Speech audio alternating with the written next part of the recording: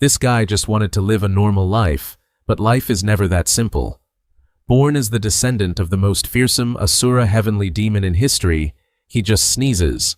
And it's enough to make others tremble, afraid to even breathe. Even just burning some trash makes people think he's cremating someone. He just screams in frustration, "Stop overthinking this, guys. Help me. I don't want to be the sect leader." That morning, a shocking piece of news reached him. His father, the Asura heavenly demon, had kicked the bucket. Before passing, he handed over the position of demonic sect leader to Du Kwang, who could only scream helplessly, "Man proposes, but the old man disposes." The reason for his death was also quite dull internal injuries from that great war years ago. Back then, in the silent night, sharp sword strikes tore through the air to take down the enemy in an instant. That was the power of the rising star Webtoon. He rushed forward like a madman, roaring with excitement. "Finally, you've shown your face, Asura." Heavenly Demon. Standing before him was the demonic sect leader alone on the mountain peak, yet radiating an overwhelming aura. Webtoon whispered in awe, as expected of the demonic figure who looked down on an entire era, a living legend of the demonic path. With a face cold as ice and eyes glowing red with killing intent, the Asura heavenly demon was worshipped by countless followers ready to sacrifice their lives. He viewed the world as nothing but weeds under his feet. Yet Webtoon wasn't afraid at all. He pointed his sword straight at his opponent and coldly asked, "Do you have any last words?" Responding to the challenge was a roar of arrogant laughter echoing through the mountains.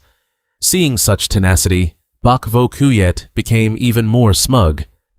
"This aura is enough to be a sacrifice for my epic ending. This in one move would be too boring. I'll play with you a bit. Before finishing you," he roared with killing intent, "your madness ends here. Come at me, Asura heavenly demon." However, contrary to his fierce appearance and threatening red eyes, the sect leader suddenly blurted out a plea. "Please spare my life. Talk about a total mismatch, all bark and no bite." This unexpected remark left Webtoon completely dumbfounded.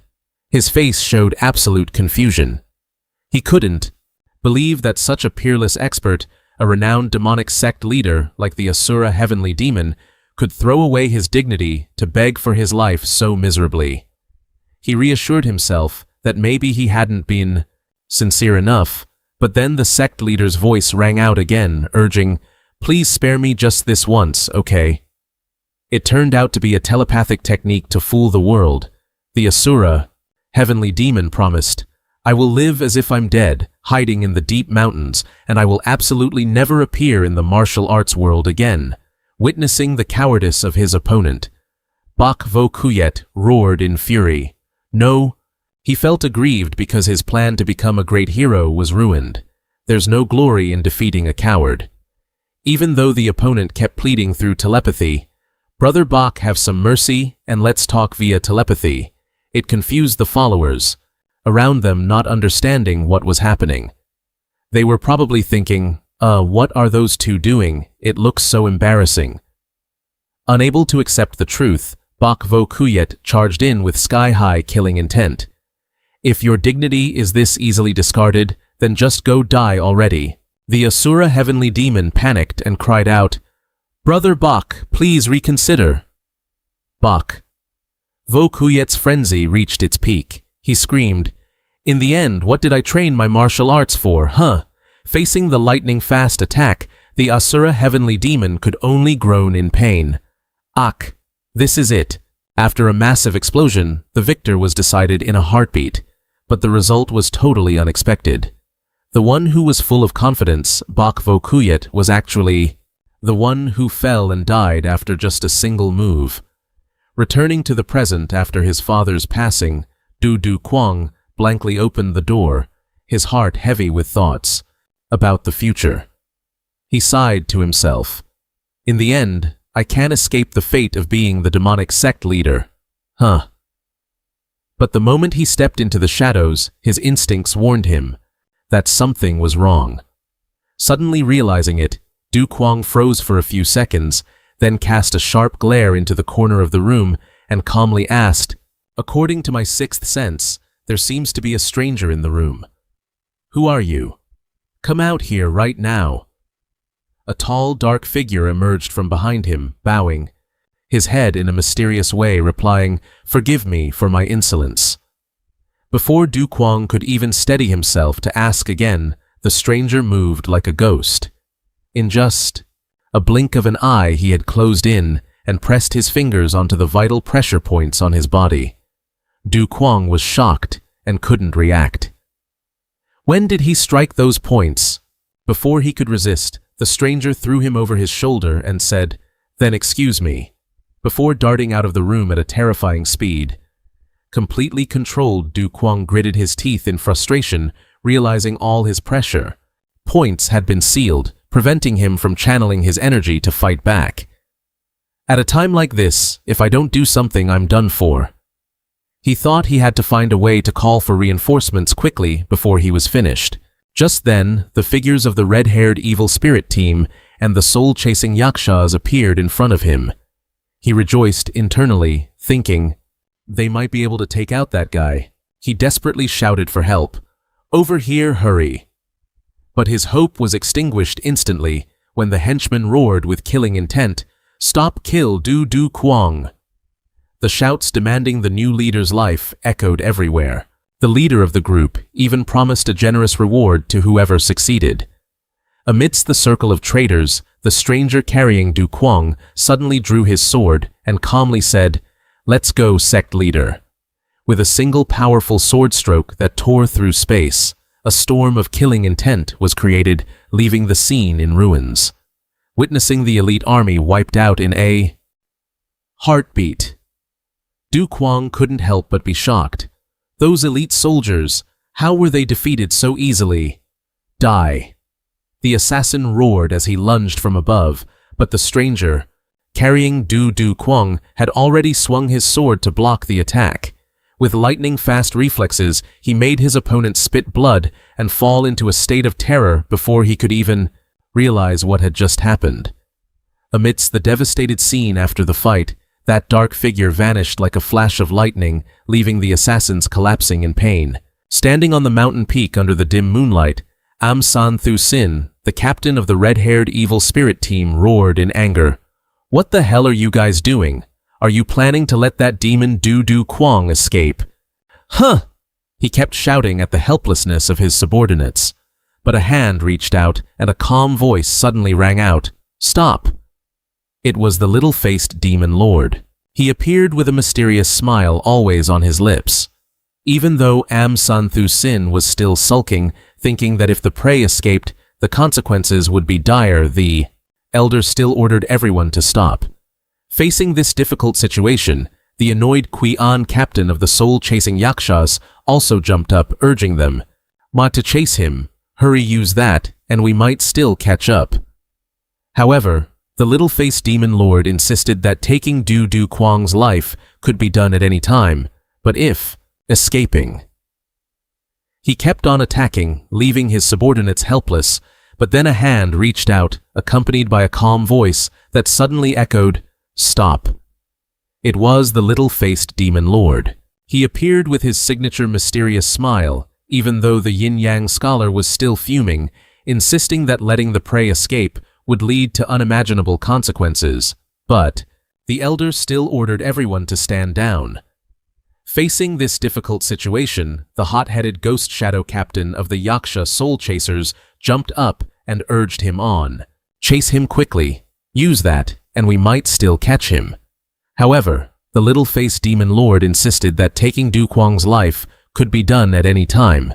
But if killing me right now would bring a real disaster upon the demonic cult. He spoke of the Atula Heavenly Demon's preparations, a trump card that forced everyone to tread carefully. That trump card is Feng Thien, a loyal bodyguard with overwhelming power and eyes that burn with fire. He is the one directly protecting and spiriting the new cult leader away from the clutches of the cunning little-faced demon lord. Lung ordered the remaining men to quickly clear the scene, while simultaneously summoning the elders to prepare for a major event. He arrogantly declared that the inauguration ceremony for the 16th cult leader has officially begun. Meanwhile, deep under the shroud of the night forest, Feng Tian was carrying Do Du Kuang on his back, leaping through the canopy at a breakneck speed to escape the headquarters territory. Having been dragged around for a whole day, Du Du Kuang couldn't suppress his frustration anymore. He snapped, shouting loudly, "A whole day has passed. Who on earth are you to treat me like this?" The stranger kept pushing forward without a word, only coldly replying that they were almost at Tai Ha. As soon as he finished, he stopped and acted decisively. "I will unblock your acupoints so you can feel the flow of energy." Du Kuang let out a sigh of relief as he finally regained control of his body. Immediately, the mysterious figure knelt down and performed a ritual. "This lowly one begs to be presented to the cult leader. I am Feng Tian, created solely to serve you." Looking at his resolute expression, Du Kuang secretly guessed that this must be the trusted subordinate his father had secretly trained all along. He looked straight into Feng Tian's eyes and asked about the biggest suspicion in his heart. "I'll only ask one thing. Is the mastermind behind the coup the little-faced demon lord?" The answer, "Yes," came from Feng Tian, brief but heavy, echoing in the empty space. "So that's how it is," Du Kuang muttered. Memories of the little-faced demon lord flashed through his mind, the person who used to be close, taking care of him, and always acting like the most loyal subordinate. However, contrary to the pain of being betrayed, Du Kuang's face suddenly changed. He wore a sinister smile and whispered, "Perfect." Deep down, he was cheering in excitement, because if the little-faced demon lord wanted to steal the throne, he would have a golden opportunity to abandon this troublesome responsibility and live a peaceful life. However, looking at the loyal bodyguard standing tall beside him, Du Kuang realized he had to find a way to chase this guy away to truly carry out his escape plan. He pointed a finger right in Feng Tian's face and snapped, "You've got the wrong person to be loyal to. Currently, the demonic cult leader is the little-faced demon lord. Just us go away. My only cult leaders are the Atula heavenly demon and the young cult leader." "Please retract that order," Feng Tian replied firmly, rejecting the dismissal. Seeing that this bodyguard was as stubborn as a mule, Du Kuang tried to look imposing, even though he was sweating buckets. "Do you want to get beaten? Speak up. You've gotten too bold, daring to disobey me, and now you're even opening your big mouth to give me orders," he yelled, demanding him to get lost, but immediately an incredible pressure radiated out. Feng Tian suddenly unleashed a lightning-fast punch into the cliff right next to Du Kuang's head, creating a horrific explosion, leaving him clutching his head and screaming in terror. Amidst the rubble, Feng Tian bowed and declared, "This lowly one asks to punish himself." Witnessing the terrifying destructive power and feeling the shockwaves that made his very bones ache, Du Kuang trembled and yelled, "Stop it! What the hell are you doing in the middle of the night?" Even as the cliff continued to crumble under the bodyguard's fist, Feng Tian stubbornly insisted he would continue to punish himself until the cult leader forgave him. Too panicked, Du Kuang had to back down. I get it. Watching the bodyguard stand silently, Du Kuang just shuddered at the monster his father had created. "First, we need to find a place to rest. Let's head down the mountain." He asked about the money they had, but Feng Tian's answer, "This lowly one brought no money," completely crushed him. Du Kuang yelled and scolded, the useless bodyguard thinking the two of them would have to sleep under the stars tonight. Yet Feng Tian calmly asserted that he had already prepared a resting place and good food. He hadn't even had time to rejoice before he froze seeing a large group of men waiting at the foot of the mountain. It wasn't any kind of warm welcome, but a fierce band of mountain bandits. The leader, a one-eyed man from the green forest, Luke Lam, coldly declared, "It's best if you lot don't think about making it out of here alive." Realizing these were the elites of the Green Forest, Du Kuang was afraid that any careless move would lead to trouble, so he intended to tell Feng Tian to apologize politely. But before he could even open his mouth, Feng Tian erupted with a blazing red murderous aura. His eyes glowed ferociously as he roared at the leader, "Shut your mouth! Do you know who you are talking to?" Witnessing the bodyguard madly picking a fight with the entire group of bandits, Du Kuang could only scream in despair. "Feng Tian, these two guys are like cats and dogs. I might look like this now, but in the future, they'll probably be inseparable. Just wait and see." Du Kuang panicked seeing his impulsive bodyguard. He hurriedly shouted, "What the hell are you doing? Quickly!" Apologize to them. Say after me, "I'm sorry." But the late apology only made the bandit leader even more furious. He roared, "Damn it, who are you playing with? Attack immediately." A rain of arrows and hidden weapons flew towards the two. Facing the danger, Feng Tian remained calm. He roared, "Shut your mouth," then swung his sword, creating a streak of burning red sword energy that tore through the ground. Truly, he's fearless now he doesn't fear anyone at all. The incredible power made the leader scream in terror. This guy's sword energy is no ordinary stuff. Retreat. But it was too late. Feng Tian lunged forward, grabbed his head, and coldly said, "Still being stubborn." Witnessing that overwhelming scene, Du Kuang frantically tried to stop him. No, don't kill him," Feng Tian replied calmly. "I'm not killing him," but his hands applied pressure, knocking the bandit unconscious, leaving Du Kuang speechless. "What the hell are you saying?" Du Kuang looked at the unconscious leader, his heart full of fear. He secretly thought he had tangled with a true madman. Messing with a crazy guy is really exhausting. The two were then brought to the Han Bak Thu Kien fortress, a massive tower standing amidst the mountains. Entering the main hall, Feng Tian looked around and criticized, "Ha! It's so shabby, no different from a stable." Du Kuang hurriedly corrected him. "Feng Tian, don't speak so rudely," causing the bodyguard to immediately bow his head in apology. Suddenly, from the back of the hall, a woman's cold voice rang out, "You are quite bold." Du Kuang hurriedly forced a stiff smile to soothe the situation. "Ah, I apologize. It's late. Please excuse this sudden intrusion." But as soon as he saw the girl, sitting there, he was completely stunned by her ethereal beauty. He marveled to himself, "This is truly a breathtaking beauty." Seeing a delicate woman appear in the middle of a bandit, Du Kuang became suspicious that this girl was being held hostage. With his chivalrous nature, Du Kuang immediately ordered his bodyguard Feng Tian to go save that young lady at once, while the young girl stepped softly under the moonlight, smiling with a mysterious air. "The moon is so beautiful tonight," she whispered, but in the blink of an eye, that gentle look vanished. Her attitude shifted abruptly, and she snarled ferociously, "You bastards, who are you?" She had the face of a muse, but her mouth was absolutely foul. The girl's smile disappeared completely. In its place was a sharp, hateful gaze. She screamed in anger, "You bastards, who do you think you are?" Before Du Kuang could even process what was happening, Feng Tian immediately drew his sword with an overwhelming aura. He roared, "How disrespectful," and dashed off like a whirlwind. "Shut your mouth and die." Facing the lightning-fast attack, the girl quickly launched sharp circular projectiles. To counter, the spinning blades tore through the air, hurtling toward Feng Tian at a terrifying speed. With eyes burning in deep focus, the guard calmly swung his sword. He parried every strike in an instant. Sparks flew everywhere as the two powers collided violently, creating a dramatic clash right in the middle of the great hall. Du Kuang tightened his grip on his sword hilt, spinning to create a powerful circle of sword energy that enveloped the space.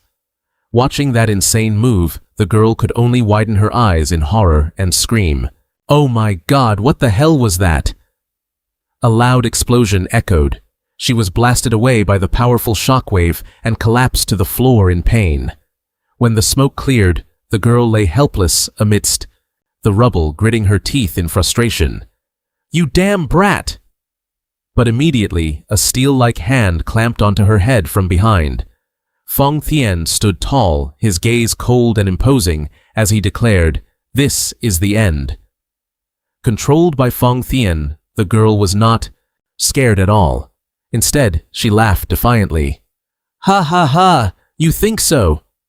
Suddenly, the situation flipped when a group of bandits appeared out of nowhere holding sharp knives, to Du Kuang's neck as a threat.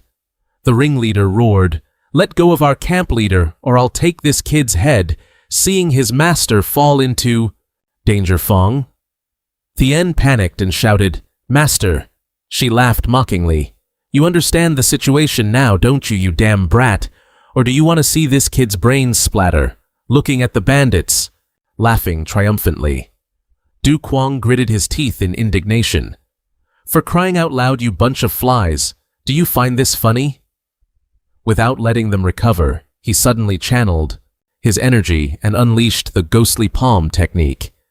Silvery beams of light tore through the air, striking the group surrounding him, leaving them only enough time to groan in pain before they all collapsed simultaneously. The battle ended quickly, as Du Kuang moved like a phantom, taking down every enemy in the blink of an eye. He looked coldly at the ruined scene and muttered, "Useless." Witnessing the incredible power of the young sect leader, Feng Tian cheered excitedly.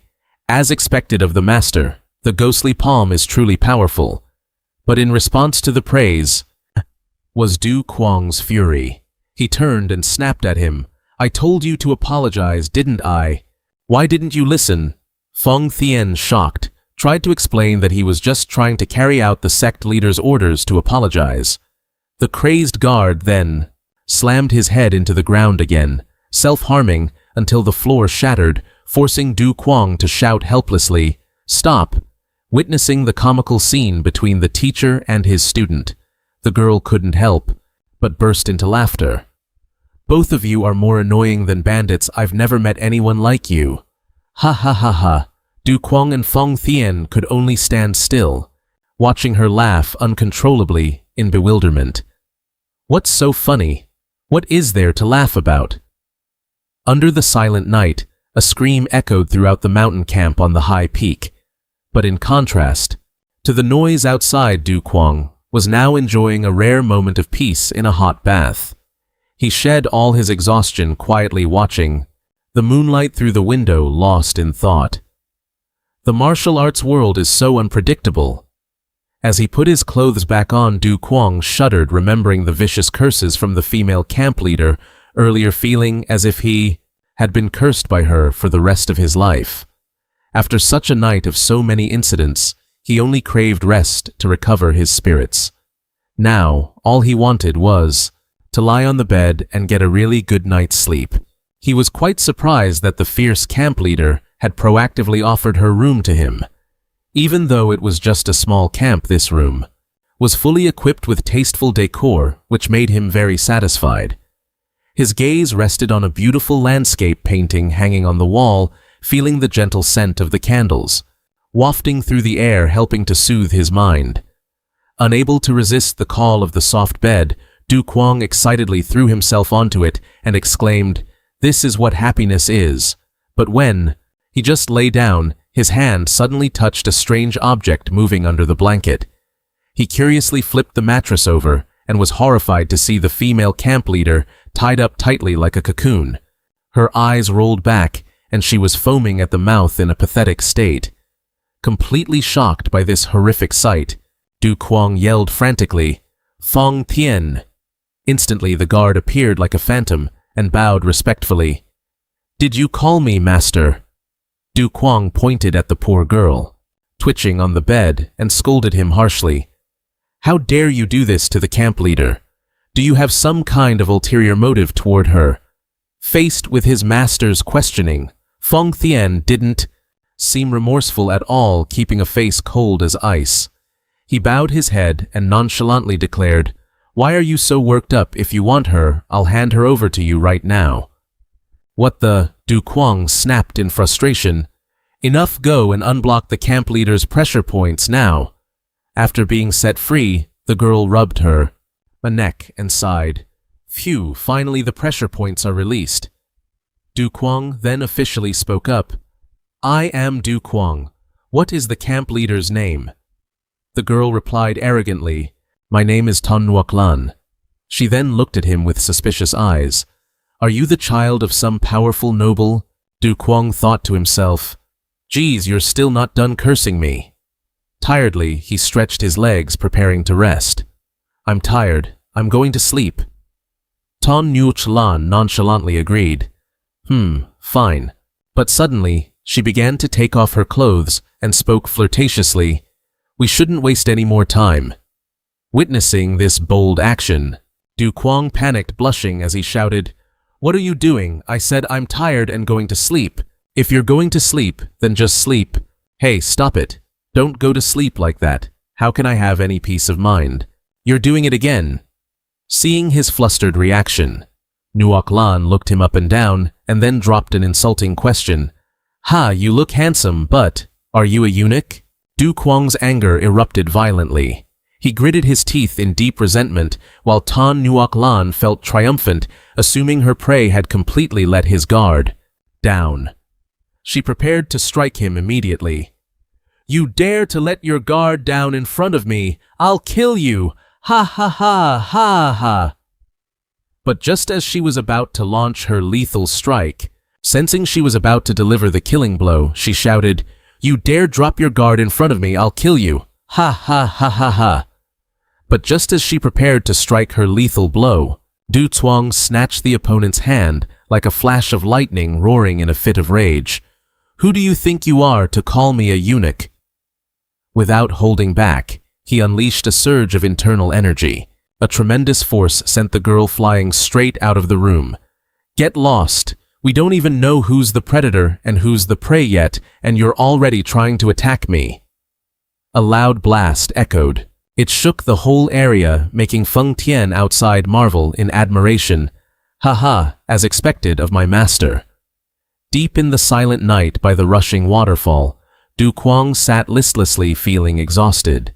He muttered to himself, I can't even get a wink of sleep because of some crazy woman. He sighed in frustration, realizing a harsh truth: the martial arts world is full of freaks. The most dangerous one is Feng Tian, who can easily neutralize anyone's attacks. Sitting alone by the deserted stream in the stillness of the night, Du Kuang gazed down at the water where a fish was swimming leisurely. Suddenly, he threw a blade. It sliced through the air with razor-sharp precision, but his mind was far away. He knew deep down that if he stepped into the treacherous martial arts world with his current skills, he would definitely meet a miserable death. The image of the fish pierced by the blade felt like an omen of his own bloody future. The obsession with the power of Feng Tian, the man who could take his life at any moment, weighed heavily on his mind, making him feel so small against the grand conspiracies surrounding the demonic cult. Poor me. Living life in a constant state of overthinking like this is just a death sentence. It's not just Feng Tian. The entire demonic cult is now hunting him down. Du Kuang looked up at the night sky, his heart full of resentment, asking, Father unified the martial arts world, so why did he only teach me the soul-chilling palm? Why? He clenched his fists, his eyes burning red, with indignation as he saw his reflection shimmering on the water. Just then, a mysterious shadow flashed past behind the trees. A strange noise echoed, making Du Kuang jump and turn around, but the mysterious figure had vanished without a trace, leaving only the leaves rustling in the wind. Sensing a killing intent lingering in the air, he was stunned. What was that? The figure suddenly disappeared. His intuition told him something was wrong. Gritting his teeth, he thought, something is coming. Immediately, Du Kuang drew his short blade, bracing himself vigilantly against an invisible threat closing in through the dark night. Master, it's getting cold. Let's go inside. Feng Tian's voice suddenly rang out from behind, making Du Kuang jump and turn around. He let out a sigh of relief when he realized it was just his close bodyguard. What Feng Tian? How could it be? I've been way too tense. Du Kuang waved his hand, ordering, Sit down here. Satya Feng Tian. But the man kept his stern expression. I prefer to stand. Oh, playing tough, huh? Fine, stand there if you want.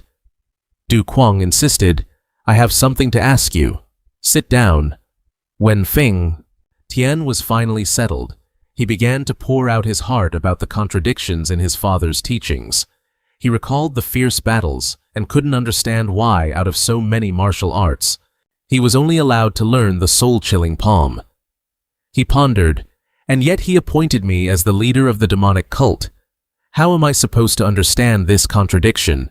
What exactly is father thinking? Feng Tian reassured him that the soul-chilling palm is by no means weak and that his internal energy was profound. However, Du Kuang immediately retorted that internal energy alone isn't enough to rule the demonic cult, let alone the martial arts world. He raised his voice, demanding a satisfactory explanation for why his father limited his martial arts studies. Feng Tian looked straight into his master's eyes and made a grand declaration. That is because you must become the strongest. That statement only made Du Kuang feel it was total nonsense. He shouted heroically, full of rage, do you really think with my current strength I can run wild and do as I please? What? Open your mouth and answer me right now. Feng Tian again gave an enigmatic answer that what he needed wasn't in the demonic cult, and it wasn't the time to reveal more. He urged him to get some rest, because early tomorrow morning, both of them had to head to the Lulin headquarters. Du Kuang asked back in shock, what did you say? Why must I go there? Feng Tian answered coldly, to unify the world. Truly cold as ice, he never seemed to get heated at all. This crazy answer made Du Kuang completely explode. He screamed in desperation, thinking about the absurd goal that he was forced to shoulder. He angrily channeled his energy, throwing a powerful punch that released blazing force to relieve his surging rage. He clutched his face, which was twisted with frustration, screaming internally that he never wanted to be the leader, nor did he want to unify the world. He was still fuming because no one bothered to ask for his opinion before, pushing him onto this bloody path. Yet Feng Tian, with his glowing extremist eyes, firmly declared, Master, I will lead you to the path of hegemony. Follow me. Du Kuang could only scream for help in his heart while being dragged away by the bodyguard. The rapid sound of horse hooves echoed on the trail, signaling a journey of forced servitude that Du Kuang didn't want at all. Sitting in the carriage rolling toward the Lulin headquarters, Du Kuang rested his chin on his hand, sighing with annoyance at his ironic fate. Sitting opposite him was Tan Nuoc Lan. She looked absolutely miserable, with a dirt-smudged face and bruises, staring straight at Du Kuang with eyes full of hatred. She gritted her teeth and asked, Hey, you young master, let me ask you a delicate question. Why on earth should a precious gem like me have to sit in the same carriage with people like you lot? Du Kuang looked at Nuoc Lan and secretly sighed, thinking it seemed this girl was also a victim, being roughly dragged along by the bodyguard Feng Tian. Seeing him stay silent, Nuoc Lan continued to pester him. Young master, how about we talk about something the person doesn't want to answer, but they keep provoking me? But as soon as Du Kuang could react, she suddenly exploded, clenching her fists and shouting, full of rage, You bunch of robbers, after looting all the assets of the mountain stronghold, now you want to capture me too. She arrogantly declared herself a person of high status. If not for the fact that he was the demonic cult leader, she wouldn't even bother talking to him. Nuoc Lan even added a bitter, sarcastic remark, Even if you are the young leader of the demonic cult, no one would care about you anyway. Du Kuang was so angry he was trembling. He gritted his teeth, ordering her in his head to stay silent. Unable to tolerate the noise anymore, Du Kuang kicked the carriage door open and yelled. Feng Tian, the bodyguard, immediately appeared by the window with a cold face. What do you want, master? Du Kuang pointed at Nuoc Lan and ordered, decisively, I can't take it anymore. Get rid of this woman. Hearing that Nuoc Lan was not scared, instead she aggressively launched a kick straight at Du Kuang and challenged him. "Did you think I'd just obediently listen to you?" She turned and scolded Feng Tian. "You bastard, have you lost your mind? How about your master, is she also—" Before he could finish, Feng Tian struck a pressure point on Nuoc Lan's head in a flash. In that split second she froze with a blank expression, and right after that, Nuoc Lan collapsed onto the carriage floor, eyes rolled back foaming at the mouth. As she lay unconscious, Feng Tian calmly looked inside and reported, "It's quiet now, master." "Holy crap," Du Kuang grumbled. "You actually knocked her out cold." Witnessing his subordinate's brutal methods, Du Kuang jumped up and shouted in despair, "It's not about being quiet. Are you trying to force me?" Seeing Feng Tian preparing to use his old trick of bowing to apologize, a frustrated Du Kuang asked, "Are you going to smash your head against the floor to apologize again?" Ignoring the guard who was already kneeling, and kowtowing repeatedly, he silently cursed, thinking that this time he would ignore it and not stop him. But when he saw Feng Tian suddenly stop and solemnly declare that he would take over from his master to lead the way, Du Kuang felt a chill run down his spine. He shouted in opposition to that crazy idea, "Are you kidding me? Do you think I can survive in this world with just your current skill level?" Du Kuang, frustrated, leaned in close to the guard's face to scold him, wondering if the events of yesterday had caused the guy's brain to malfunction. But Feng Tian still calmly led the horses. Setting off, he coolly said, "Let's go then." Sitting in the carriage, Du Kuang could only break into a cold sweat, inwardly cursing the damn guard. Guard, at this rate I should probably call him Grandpa to really satisfy his ego. He looked over at Ton Nuoc Lan, who was now sniffling because her neck was twisted to the side in a horrifying way, and could only shudder, urging Feng Tian to quickly snap it back to normal for her. 2 days later, the group arrived at Hoan Guyet Pavilion after a long, exhausting journey. Du Kuang wearily sat at the table and silently felt lucky that Nuoc Lan's neck had finally been snapped back to normal.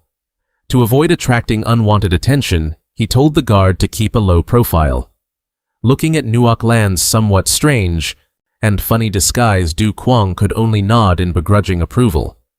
Just then, the waiter brought over a lavish feast with all sorts of steaming hot dishes, making Du Kuang feel excited. However, seeing the waiter's shifty eyes, sweaty face, and forced smile, he felt a flicker of suspicion. But then Du Kuang reassured himself that maybe he was just being too sensitive since he spent all his time around those lunatics. He decided to pick up his chopsticks and start the meal. Just as he was about to dig in, Feng Tian suddenly grabbed the waiter's hand, shocking him. With a cold, murderous gaze, the guard growled, "How long have you worked here?" The waiter stammered, in reply, that he had worked there for 3 years. But Feng Tian's intense, fiery gaze still bored into him. 3 years, and you're this clumsy. Why are you so nervous? What's wrong with you?" Faced with such terrifying intimidation, the waiter could only tremble and swallow hard in fear. Seeing this, Du Kuang spoke up to intervene. "Feng Tian, you're overdoing it. The waiter didn't do anything wrong." Relieved, the waiter hurriedly bowed to thank him, covering up by saying he just blurted out a compliment because the young lady with them was so beautiful. The flattery made Ton Nuoc Lan giggle with delight. She smugly praised the waiter for having a good eye. Du Kuang ordered Feng Tian to stop causing trouble so the group could enjoy their meal. Finally, they could enjoy the feast after the long trip. He excitedly grabbed his chopsticks to dig in, but the atmosphere suddenly turned gloomy as Ton Nuoc Lan emitted a killing aura and muttered, "I'm being looked down on." Before Du Kuang could understand what was happening, she flew into a rage, slammed the table, stood up, and screamed, "Why are there 7 steamed buns on his side, but only 6 on mine? What's the meaning of this?" Nuoc Lan's unreasonable fury sent the steamed buns flying, landing right on the heads of Du Kuang and Feng Tian. The space fell into a terrifying silence. Du Kuang dropped his voice to call the guard's name, and then both silently got up and left in utter exasperation. Meanwhile, The mountain boss was still wildly screaming, demanding the shop close down and to give everyone a lesson. They'd never forget causing the whole tavern to descend into chaos with the sound of breaking pottery. Just as they were about to step out the door, the shop owner rushed over, grabbed Du Kwang's shoulder, and shouted demanding payment. The anger he'd suppressed for so long finally exploded. Just as Du Kwang turned back, he roared in fury, "I'll pay for 6 and that's it. Stop looking for trouble." Ha! In the silent night, a cruel purge was taking place. Bat Bin Kui An, the leader of the demon sect's assassination squad, was kneeling and coughing up blood before a dark figure full of pressure. The dark figure coldly mocked, "Is collaborating with a waiter all you could come up with?" He trembled and begged in pain, I'm sorry. Who would have thought she'd flip the table? Please give me another chance." The volatile temper was bound to cause drama sooner or later. The person standing in front of him was the Tien Kwang child. Although he was actually over 70, he still maintained the appearance of a child with glowing yellow eyes and sharp cold claws.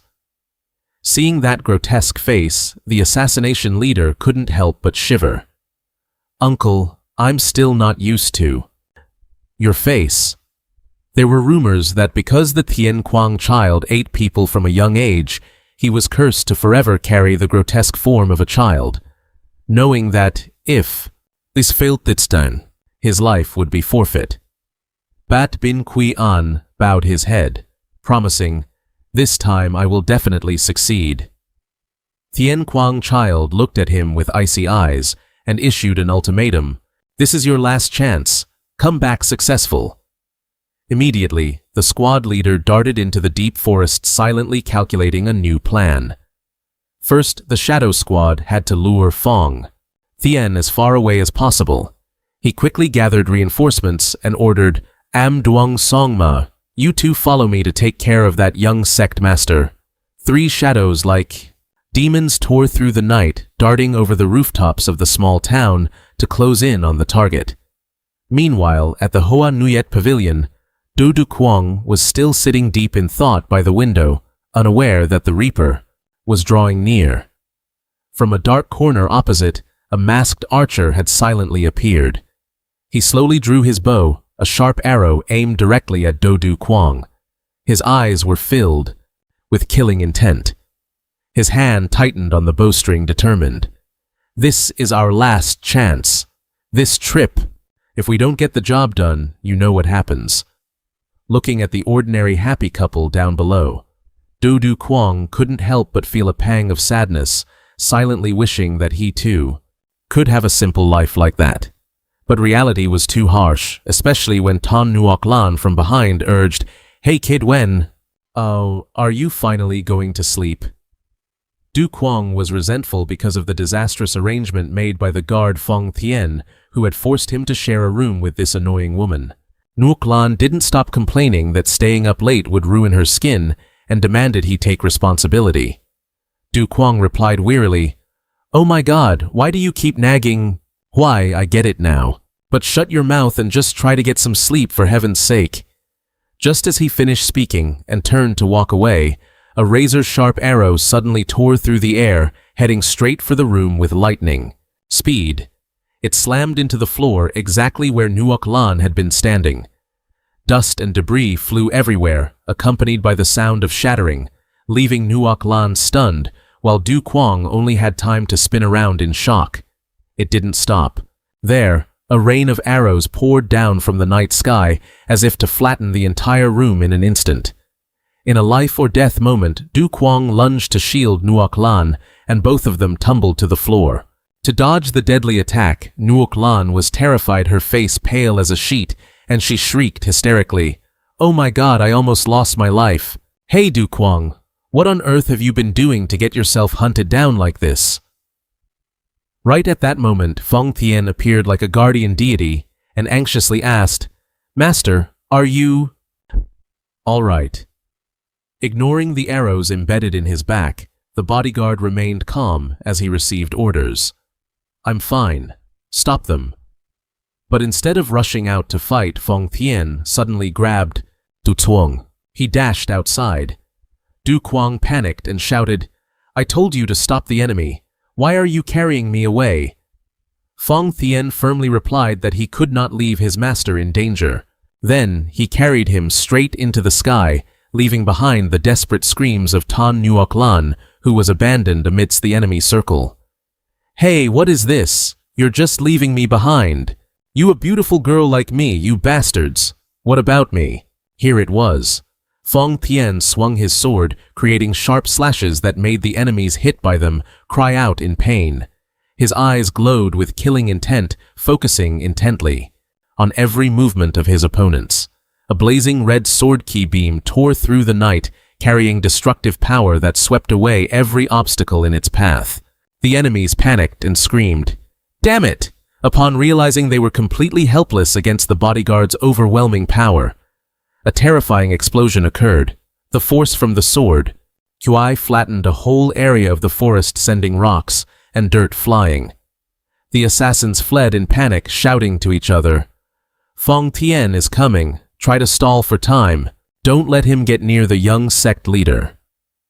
They were gambling with their lives, waiting for reinforcements from the Black Heart handler. Meanwhile, Feng Tian was still carrying Du Kuang on his shoulder, gliding at terrifying speed through the dust and smoke. Feng Tian's fury reached its peak. He roared with authority, "You have some nerve daring to ambush us." A fatal sword strike swept past, causing the assassin to be caught off guard. He only had time to wonder in shock why the young sect leader was there before he completely collapsed. At Hoa Nguyet Pavilion, the manager nervously asked his subordinate to confirm the information. "You said he was with Feng Tian." Tan Nuoc Lan calmly confirmed, "That's right," which made the manager yell angrily because of her disrespectful attitude. Meanwhile, at the villain's lair, news of consecutive failures made the atmosphere become extremely tense.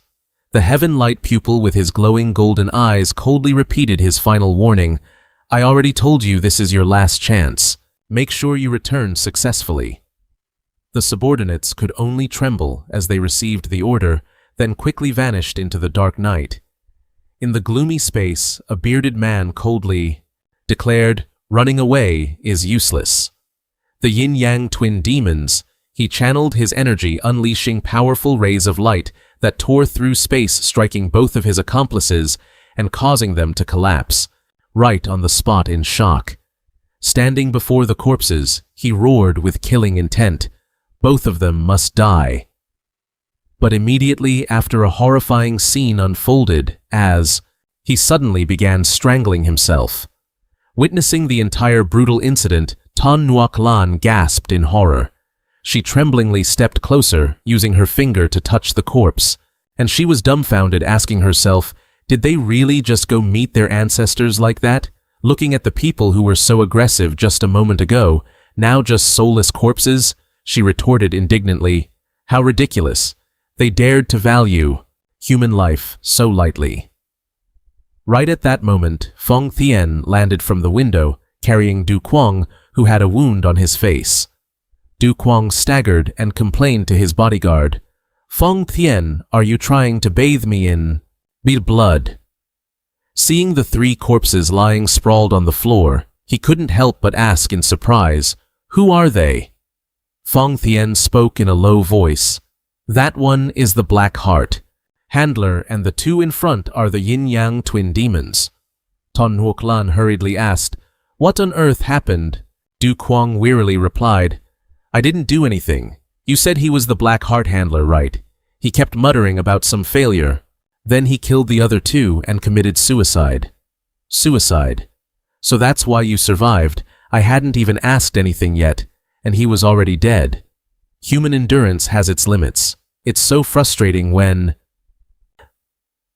abandoned amidst a siege." She turned to yell in Feng Tian's face, "You jerk! How dare you leave me behind in this hellhole?" Even though she constantly threatened to stab him in the back. For revenge, the bodyguard ignored her, just silently observing the drops of liquid dripping down and the thick black smoke rising from the corpses being incinerated in a gruesome way. Seeing that sight, Tan Nuoc Lan wasn't afraid at all, but rather laughed gleefully. Haha, how could he incinerate the bodies so quickly? Du Kuang, standing next to her, could only shudder at the bodyguard's cruelty, secretly sighing, "Indeed it is Feng Tian, a heart that cold nothing can bring him down, not even a broken heart." Amidst the space reeking of death, Feng Tian kept his cold expression and reminded them, "We should leave now." Du Kuang wearily agreed. "I suppose so," while Nuoc Lan was still excitedly shouting, "Yeah." Then all three quietly departed, leaving the ruined scene behind. On the dirt road through the dense forest, a solitary carriage glided by in the rustling sound of leaves. Sitting inside, Du Kuang pondered the unpredictable changes of life. Isn't the pugilistic world a place where unexpected things always happen, just like how, if your neck gets broken, you'll get used to it? However, the peace didn't last long when Tan Nuoc Lan started complaining about the stench after 4 days and nights of continuous travel. "I've been traveling for 4 days and nights and I smell awful. Hey Feng Tian, could you just stop so I can wring out some oil from my hair?" Du Kuang looked at the crazy state of her and could only sigh in frustration. He said to himself, the bodyguard was already weird, but today she's even more outrageous. Even though in reality he himself felt uncomfortable because he hadn't been able to bathe for several days. Unable to endure it any longer, Du Kuang ordered Feng Tian find the nearest stream. But instead of obeying, the bodyguard took on a lecturing tone. "Master, you must train yourself through a bit of asceticism." Du Kuang's anger flared up and he snapped, "You try staying out there for days and then talk, hurry up and turn the carriage around." Goodness, he was exhausted to the point of fainting. "Are you still not going to let him rest?" As the master and disciple were arguing, a strange voice suddenly rang out from outside, announcing their presence. Du Kuang jumped in surprise, instantly on guard. He silently cursed, wondering what crazy situation was about to unfold now. Cautiously, he pushed the carriage door open and stepped out to ask, "What's the matter, Feng Tian?" In front of them was a man, a middle-aged man bowing respectfully with his hands clasped. Apologies for the intrusion. I am Thuong Phi Hung, manager of a small martial arts school to the west." He explained that he was taking a young lady for a stroll when unfortunately the carriage wheel broke, so he wanted to ask for some help. Seeing Feng Tian radiating killing intent and ready to draw his sword, Du Kuang quickly held him back. "Feng Tian, don't hurt innocent people. Just go help them fix the carriage. You act like you're babysitting, killing everyone you see." He glanced at Thuong Phi Hung, silently judging the man's martial arts to be nothing more than small fry from a third-rate school. Following his master's order, Feng Tian coldly replied, "As you wish." He stepped forward. Without needing tools, the guard used one hand to lift the entire heavy carriage high into the air, leaving Thuong Phi Hung and the young lady standing there with their mouths agape. They were stunned while the horse panicked and neighed loudly at the sheer terrifying strength of the man. Feng Tian coldly declared that if Thuong Phi Hung was still worried about the horse, he could go down the cliff to find it. Du Kuang could only grit his teeth silently, scolding his guard's rudeness. Seeing the tension, Thuong Phi Hung hurriedly offered to let the young lady join their group. Du Kuang quickly regained his polite composure and invited the hero to join them on the carriage. The young lady bowed slightly and introduced herself as Chu Tuyet Ban, and didn't forget to express her sincere gratitude for the timely help. Just as Du Kuang opened the door to invite her in, Tuyet Ban stepped inside and let out a horrified scream upon seeing Tan Nuoc Lan sitting silently in the shadows with an incredibly frightening look on her face. "Are you trying to scare people, or what? Ugh, you make things so difficult." In her panic, Tuyet Ban stumbled and almost fell, but Du Kuang quickly caught her. He hurriedly reassured her, "Don't worry, I'm not a bad person." She could only stutter a thank you in shock. Sitting opposite each other in the cramped space of the carriage, Tan Nuoc Lan began to act superior, dropping provocative teases. You're actually quite pretty. So have you ever made any man shed tears over you yet?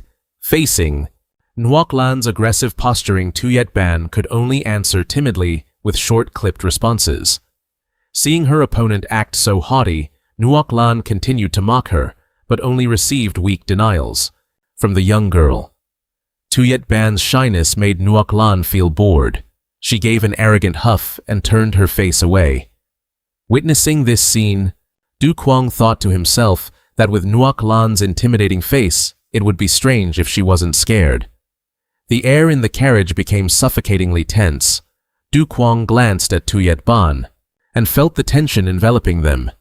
But suddenly, a voice echoed in his mind, "Young sect leader." Du Kuang froze his eyes, turning bright red, revealing his terror as he realized his true identity had been exposed.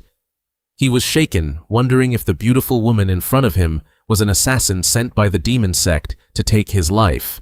Tuyet Ban's gaze suddenly became extremely serious. She softly transmitted her voice, "I have something to tell you. Please promise you won't make a sound." Du Kuang held his breath, sweat beads rolling down his forehead as he sensed the gravity of the mysterious girl's request.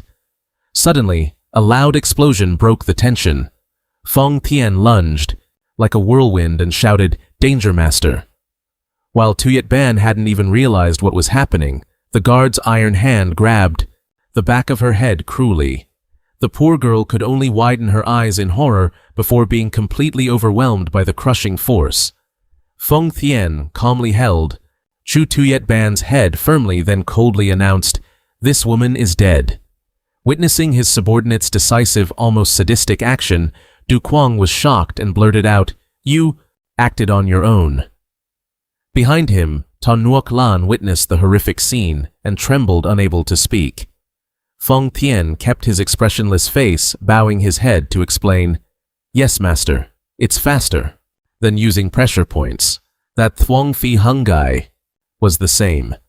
"What the hell is this, man? Why do you send people to an early grave at the slightest hint of trouble, you crazy bastard?" The sheer panic made Tan Nuoc Lan unable to stay calm. She screamed at the top of her lungs, "Hey, who are you guys anyway? Why? Anun does everyone who meets us just drop dead?" Her noisiness made Feng Tian feel annoyed. He immediately turned and struck a decisive blow to the back of Nuoc Lan's neck. She could only let out a sound before collapsing onto the floor of the carriage. In her unconscious state, Du Kuang sighed in frustration, looking at the two corpses and the one knocked-out person. "You should have knocked them out before they caused such a scene." Feng Tian immediately bowed to apologize. "Apologies, master." Du Kuang pondered for a moment, then asked, "All right. But how did you know about that Thuong Phi Hung guy?" The guard calmly replied that he had used voice transmission magic to ask him two questions. "Are you a member of the demon sect, who is the mastermind behind this?" As soon as he heard those questions, Thuong Phi Hung's complexion immediately changed.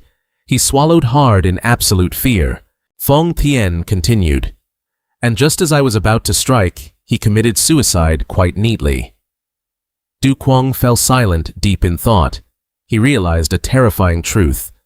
Committed suicide quite neatly. He used Thuong Phi Hung as bait to probe me. Although he felt Feng Tian was somewhat strange and brutal, Du Kuang had to admit that this guard was incredibly sharp, and always seemed to hit the mark. Feng Tian approached, clasped his hands, and stated with absolute certainty, "Master, there is no way they could have secretly followed us without being discovered. I believe you have been hit with the myriad-mile blood scent." Feng Tian explained in a low voice the reason why the group was constantly being followed. This is a special scent that only those who practice tracking divine movement can sense. With the ability to spread over a range of thousands of miles, what's more terrifying is that this scent disappears immediately after clinging to the target, leaving the victim completely unable to detect they are being watched. Understanding the situation, a worried Du Kuang asked, "Is that how it is? No wonder." But is there any way to get rid of this myriad-mile blood scent? Fong Tian confirmed that he could use Yang internal energy to burn it away, but didn't forget to warn that his master would have to endure a little pain. Hearing it was only a little pain. Du Kuang clicked his tongue and ordered, "Only a little bit." "All right, then do it." Following the guard's instructions, he sat upright to begin the cleansing process. But the moment Fong Tian's hand touched his head, a massive surge of force erupted, causing Du Kuang's eyes to roll back in his head. To begin the purification process, the moment Fong Tian placed his hand on her head, a terrifying burst of energy erupted, causing Du Kuang's eyes to roll back. Terrified by the intense, unimaginable pain surging through his body, he let out a harrowing scream, while the carriage continued to roll through the pitch-black night. Inside, Du Kuang was fading from exhaustion, sweat streaming down his face as he gasped for air, struggling to reassure himself that he couldn't take much more. Thankfully, it would only be a little longer, but the nightmare wasn't over. Fong Tian once again placed his iron-like hand on his head to continue channeling his energy. Du Kuang, terrified, shouted in desperation, "Hey, you demon, you said, just a little longer. Is that what you call a little?" Fong Tian maintained his stoic expression and calmly replied, "Yes, master. It will be over in just a moment." When he realized that a moment for this crazy guardian lasted a full 15 minutes, Du Kuang painfully grasped the harsh reality. This guy was definitely, he's enjoying this, isn't he? Meanwhile, at the edge of the forest, the corpses of Thuong Phi Hung and Chu Tuyet Ban were discarded near a rock inscribed with a threatening message, "Cross me again, and you die." Witnessing this miserable sight, the pursuer gritted his teeth in frustration, realizing he hadn't just lost his prey to the myriad-mile blood scent, but had also been played for a fool by Du Kuang's group. The orders from behind the curtain of the little-faced demon lord were truly making his subordinates restless. He was supposed to kill Du Kuang to eliminate future threats, yet he insisted on ensuring the safety of the young cult leader. Tien Kuang Dong too gritted his teeth in rage. He unleashed a thunderous kick that shattered the cliff wall and roared, "Since when did the demon cult become so merciful? Merciful, my foot. Nowhere in this is there any sign of mercy." Despite his resentment since the order from above had been given, he had no choice but to comply. Tien Kuang Dong too coldly summoned the blood talisman and ordered his subordinate, who was kneeling, to follow his command. He began channeling his energy. A toxic purple mist from the myriad-mile blood scent radiated, enveloping the area. He decided he would personally use this scent to continue hunting the young cult leader while ordering his subordinate, "Go to the West River branch, report the situation, and gather reinforcements. After reporting, you may return to the main base." Seeing the subordinate still hesitating, Tien Kuang Dong too glared at him with such murderous intent that he was terrified. With a cold and ruthless tone, he declared, "No need for more words. If the opportunity arises, I, Tien Kuang Dong too, will be happy to join you in the afterlife."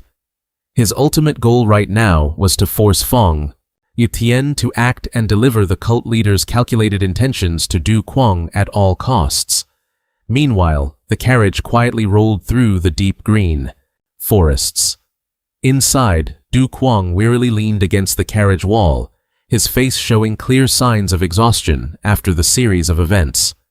He hadn't even had a moment to recover before things piled up on him. No wonder he was so drained. He somberly reminisced about Chu Tuyet Ban's death and inwardly blamed the guardian, Fong Thien. Because of him, he couldn't hear her last words. What in the world did she want to say? The curiosity and regret over the secrets that hadn't been revealed kept his mind in turmoil. Du Kuang's silence became a topic for Tan Nuoc Lan to tease him. She sat opposite him, excitedly mocking and being sarcastic. Oh my, young master, you have a lot on your mind today, don't you? Why won't you even pay attention to me? Don't tell me you're still shivering from that assassination attempt. Ha ha ha ha. Seeing he still wouldn't react, Nuoc Lan leaned in further with a flippant tone, filled with mockery. How cute, you don't need to be shy, just tell me, our poor pitiful young master. Come here now. His suppressed anger finally erupted. Du Kuang slammed his hand onto the seat and yelled in frustration, Ton Nuoc Lan, is there no such thing as worry in your head? He looked at her as she lay back nonchalantly with an indifferent expression and could only grit his teeth in resentment. Look at your own situation. Or is your brain just for decoration? Hey, I think you're going too far. I'm not joking with you. Du Kuang frowned and warned her when he saw Ton Nuoc Lan losing control. She immediately retorted sharply, Why should I worry? Or do you want me to cry and beg for mercy?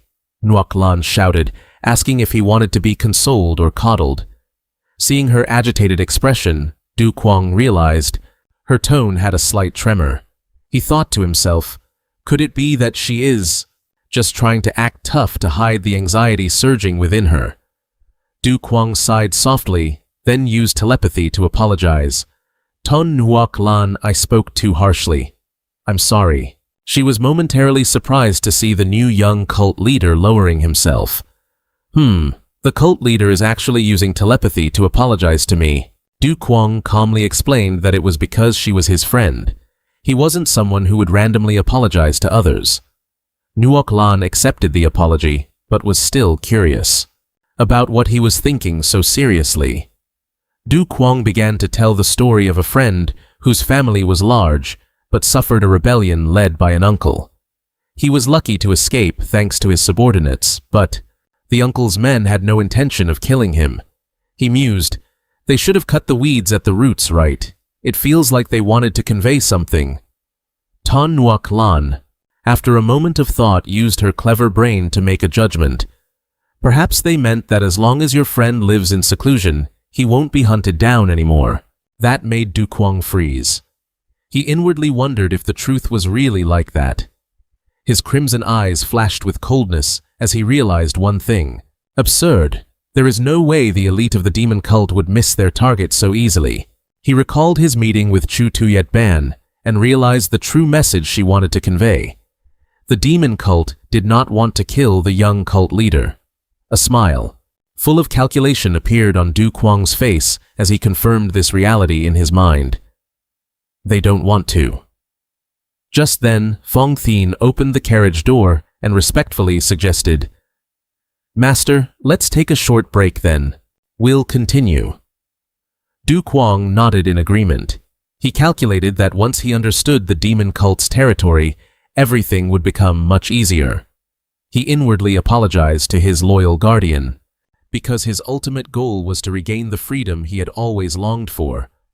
Du Kuang made up his mind to leave this place immediately. Just as they stopped at a bustling tavern, the waiter quickly served a feast with all sorts of hot dishes. Seeing the snowy white steamed buns and the fragrant food, Ton Nuoc Lan was extremely excited. She exclaimed with delight, for it was rare to see Fong Thien being this generous in ordering so many good things. This is amazing. This time I'm just going to wipe this whole table clean. Contrasting with Nuoc Lan's excitement, Du Kuang appeared extremely vigilant. He cast his eyes around, wondering if the guardian was calling anyone else to keep watch over him. Du Kuang's gaze suddenly stopped at a bustling table behind the curtain. He coldly asked the waiter about the identities of the martial artists were sitting over there.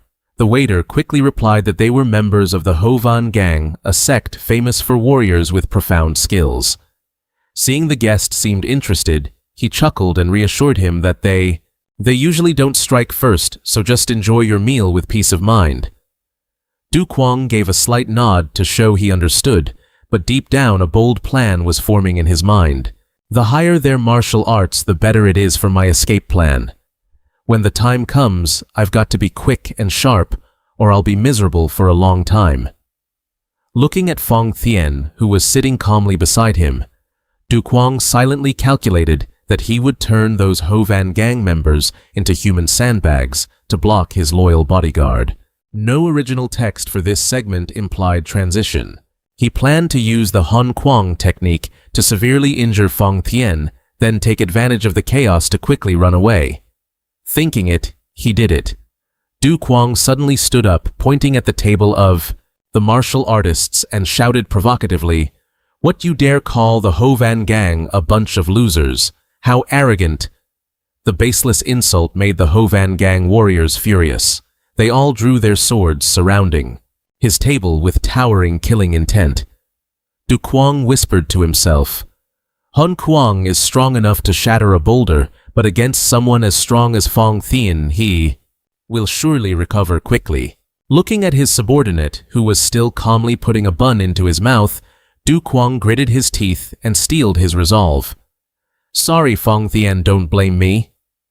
At the exact moment the opponent let his guard down, Du Kuang suddenly unleashed a thunderous attack that tore through space, striking straight at Fong Thien. A loud resounding explosion sent plates and bowls flying, shaking the entire inn violently. In the midst of the ruins, Du Kuang's eyes widened in horror, sweat dripping down his face as he saw his lethal strike had no effect. Not far away, Tan Nuoc Lan also froze a bun, still half hanging from her mouth in pure shock. The Han Kuang technique, which was supposed to be strong enough to crush stone, now felt like a gentle tickle. It couldn't even pierce the bodyguard's clothes. Du Kuang trembled, asking himself, it didn't pierce him. Immediately, Fong Thien turned around, his eyes glowing with a murderous red light that sent chills down Du Kuang's spine. He spoke in a low voice. "Master, under the crushing pressure." Du Kuang was terrified, thinking, "This guy, how is he so tough? What kind of body does he have?" He stammered in despair. I was wrong." But Fong Thien bowed respectfully and asked again, "You called for me, master." Realizing the bodyguard misunderstood the blow as a signal to call him, Du Kuang cleverly twisted the situation to save face. He regained his fierce look and shouted, "Yes, yes, that's right. Fong Thien, I am very angry." He pointed toward the Hovan gang martial artists standing there and yelled, "Look at them. They dared to draw their swords in front of me. I must teach them a lesson." The Hovan gang members were insulted and flew into a rage. "You brat! Still wet behind the ears, are you talking to us?" Meanwhile, Fong Thien reasoned to himself, "Master must have used Han Kuang to call me. He must be very angry." Seeing the bodyguard had completely fallen for it, Du Kuang continued to order, "Catch them all and teach them a lesson. If anyone else dares to be rude, I won't forgive you." Fong Thien clenched his fists and replied coldly, "As you command."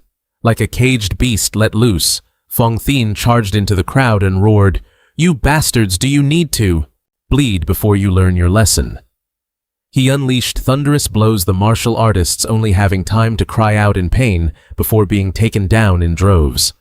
One unlucky fellow was stomped into the floor, making the floor shatter amidst screams. "Talk big and end up crushed. Well, that's on you, buddy." A Hovan gang martial artist uttered in horror when seeing his comrades defeated right before his eyes. Sensing the opportunity of a lifetime, Du Kuang hid behind the door and silently resolved, "This is it, time to run."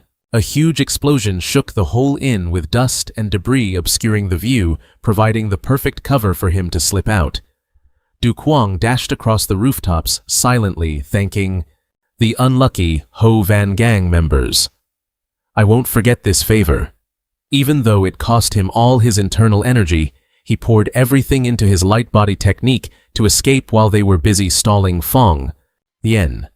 Seeing the towering city gates ahead, Du Kuang cheered happily. "Finally, I've reached the gates." He smiled smugly, his eyes glowing with the joy of soon living a free and unfettered life. "I am free. This is amazing." But before his joy could even fully sink in, a familiar voice suddenly rang out right next to his ear. "Yes, master, that was truly an excellent light body practice session." Du Kuang was so stunned that his face turned pale when he saw Fong Thien had caught up. Before he could react, a steel-like hand grabbed his shoulder from behind, making him cry out in despair. Beads of sweat rolled down his forehead. Du Kuang trembled as he turned to ask, How are you so fast?" He tried to cover his embarrassment by shouting, "Do you dare disobey my order to catch them alive?" Feng Tian maintained his cold expression and simply replied, "Let's go, master. They have—" He spoke a bit slowly, so Feng Tian had accidentally overdone it a little bit. "Sent those chatterboxes off already." Looking back at the inn, all the Hovan gang warriors were now kneeling on the ground, chanting in unison, with great reverence, "Long live Tian Tian. Please punish us." Feng Tian casually reported, "They are begging for your mercy." Witnessing this sight, Du Kuang completely collapsed. He gritted his teeth in frustration because his escape plan had failed. "I trusted the Hovan gang. I believed they could stall for me, but all I got was long live Tian Tian." Just then, one martial artist remained stubborn. He intended to take advantage of Du Kuang's distraction to attack. "How dare they kneel before this little brat? I'll use this chance to attack." But instantly Du Kuang grabbed his head with immense killing intent. He roared in rage, absolutely unforgivable, and slammed the guy's head into the ground, creating a terrifying shockwave. "You wasted the luck you had to stay alive, now you're out of luck entirely." Witnessing the brutality of the young sect leader, Feng Tian not only didn't stop him, but laughed triumphantly, "Ha ha ha," as expected of master. Meanwhile, Du Kuang was so frustrated he was on the verge of tears. He yelled in despair, "I'll kill you all." His heart-wrenching scream echoed throughout the inn in the dead of night, marking yet another disastrous escape attempt. The next morning, the bright sunshine and the chirping birds created a fake sense of peace, contrasting sharply with Du Kuang's chaotic state of mind. Sitting alone in the quiet room, Du Kuang blankly watched the falling leaves, his heart heavy with helplessness. He recalled the times he had been carried away by Feng Tian like an object, and the utter powerlessness he felt when, realizing that neither his own elite demonic sect warriors nor his ultimate soul-refining techniques could even touch his bodyguard. The feeling of being trapped by such overbearing protection made him shudder, wondering is there really no way for me to escape Feng Tian? Just then, Tan Huoc Lan softly pushed the door open and called out to him. Seeing his gloomy expression, she got straight to the point. "Are you trying to kill Feng Tian?" "Just kidding, I know everything, so let's cut to the chase and not waste time," she said. Du Kuang sighed, explaining that he hadn't even aimed for the guy's pressure points, but the terrifying part was that he couldn't even leave a single scratch. "My sword couldn't even pierce his skin." Huoc Lan sneered, "Maybe your sword is just trash." To prove his point, Du Kuang silently pulled out a razor-sharp dagger and decisively smashed it into the wooden floor. The blade sank deep, proving the weapon wasn't the problem. The problem was the opponent's iron-clad body. Huoc Lan gasped in shock. "Oh, Feng Tian, is that guy really invincible?" She shuddered at the thought of having to face such a freak. "Having a subordinate like that is truly terrifying, young master." Du Kuang glanced at her with cold, sharp eyes. "What are you trying to say?" Suddenly, Huoc Lan flashed a wicked grin, leaned close to his ear, and whispered, "Young master, do you want to escape from him? I can help you with that." Despite Du Kuang's suspicion, she casually pulled out a shimmering golden pill and teased, "I have an interesting toy. How about it? Do you want to try—" Oh no, she's baiting him again. Things are going to get ugly with Feng Tian later. Looking at the mysterious object, Du Kuang couldn't help but be suspicious. "That looks really shady. What is it?" "Huoc Lan." She gave a sinister smile. "It's a special medicine that causes stomach cramps so intense they twist your guts. Just 1/4 hour after taking it, you won't be able to hold it in and you'll have to relieve yourself immediately. But you're the one taking it." She started outlining the escape plan. "Listen closely, kid.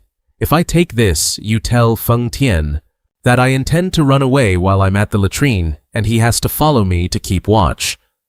Huoc Lan calculated that while Feng Tian was lured into the woods to monitor her, Du Kuang would take the chance to run in the opposite direction. "After that, I'll go as far as I can to buy time and you'll seize the chance to escape. When Feng Tian comes back to hunt you down, that's when I'll make my run for it."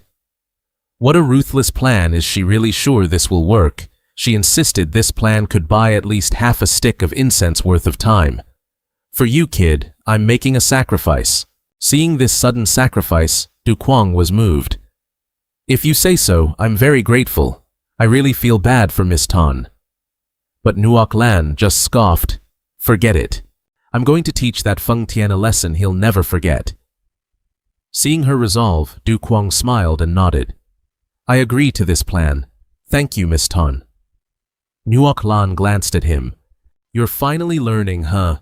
Just remember to treat me to a round of drinks afterward." Without hesitation, Nuoc Lan popped the pill into her mouth and swallowed it. Immediately after, a sky-piercing scream rang out from the moving carriage. Nuoc Lan writhed, clutching her stomach, her face twisted in pain. She shrieked, "Oh my God, Feng Tian! My stomach hurts so much! Stop the carriage now! Let me go take care of this, hurry!" Feng Tian's expression flickered, becoming cold and sharp. He slammed on the brakes, causing the carriage wheels to screech to a halt on the ground. "Do it!" Du Kuang shouted excitedly. "All right, now I'll order." Feng Tian, Du Cuang, and Nuoc Lan waited anxiously, hoping for a successful escape. But contrary to their expectations, Feng Tian still kept driving the carriage with a dark, threatening look on his face. He coldly uttered, "You think I'd fall for your tricks?" leaving them both sitting in the carriage in shock, terrified because the bodyguard was way too sharp. Seeing the situation going south, Du Kuang shouted in desperation, "It's real! Stop the carriage, Feng Tian!" Nuoc Lan beside him was turning pale as the cramps from the pill began to torture her. Ignoring the pleas, the bodyguard still calmly controlled the horses and replied, "Don't let her trick you, master." Fury exploded. Du Kuang yelled wildly, "I'm telling you it's real. I order you to stop the carriage right now."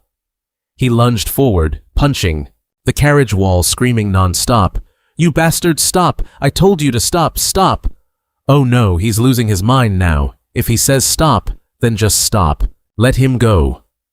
The sound of hooves remained rapid, showing no signs of slowing down, despite the efforts of the new sect leader. Du Kuang, sweating profusely, turned to look at Nuoc Lan, who was writhing behind him. She had reached her absolute limit.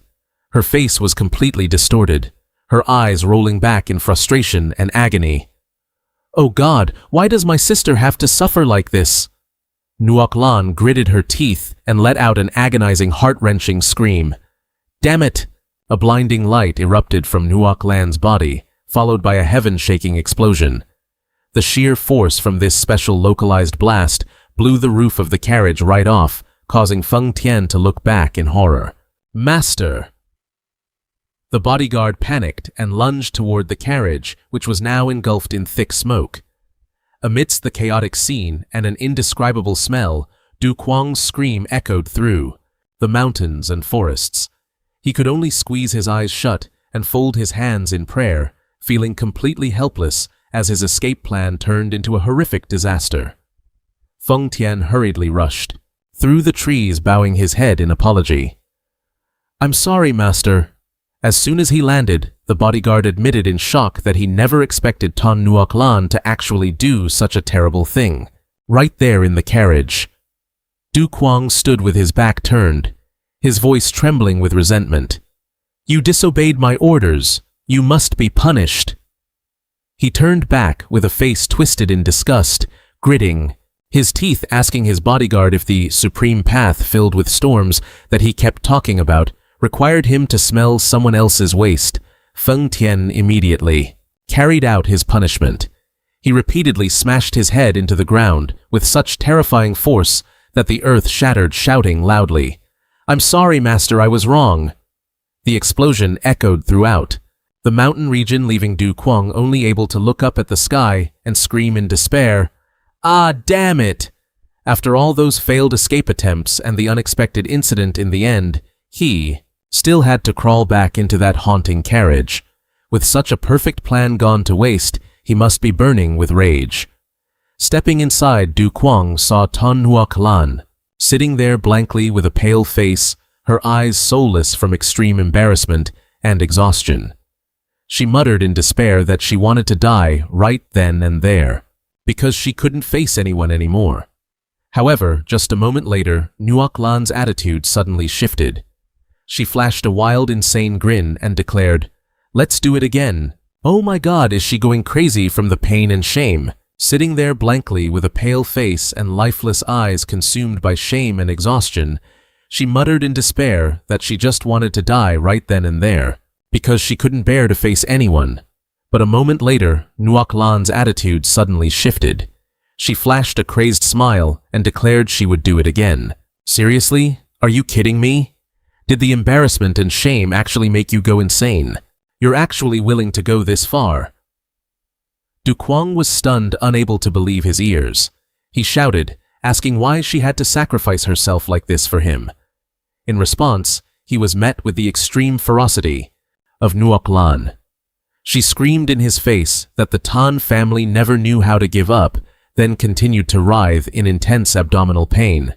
Seeing her determination, which had reached such an extreme level, Du Kuang made a firm decision. He wouldn't let this sacrifice go to waste. As soon as Feng Tian opened the car door, Du Kuang immediately pointed and ordered, "Feng Tian, get Tan Nhua Kalan out of here." The bodyguard quickly snatched up the wailing girl and zoomed off. However, deep down, Feng Tian's murderous intent was surging violently. He looked at the troublesome girl in his arms with fiery, threatening eyes and silently made a decision that he just had to kill her. Seeing Feng Tian radiating killing intent, ready to dispose of Tan Nhua Kalan because of how much trouble she was causing, Du Kuang frantically stopped him. "She's just sick. Hurry up." Even so, the bodyguard stood tall, holding his sword close to Nhua Kalan, making her cry, without a sound, out of sheer terror.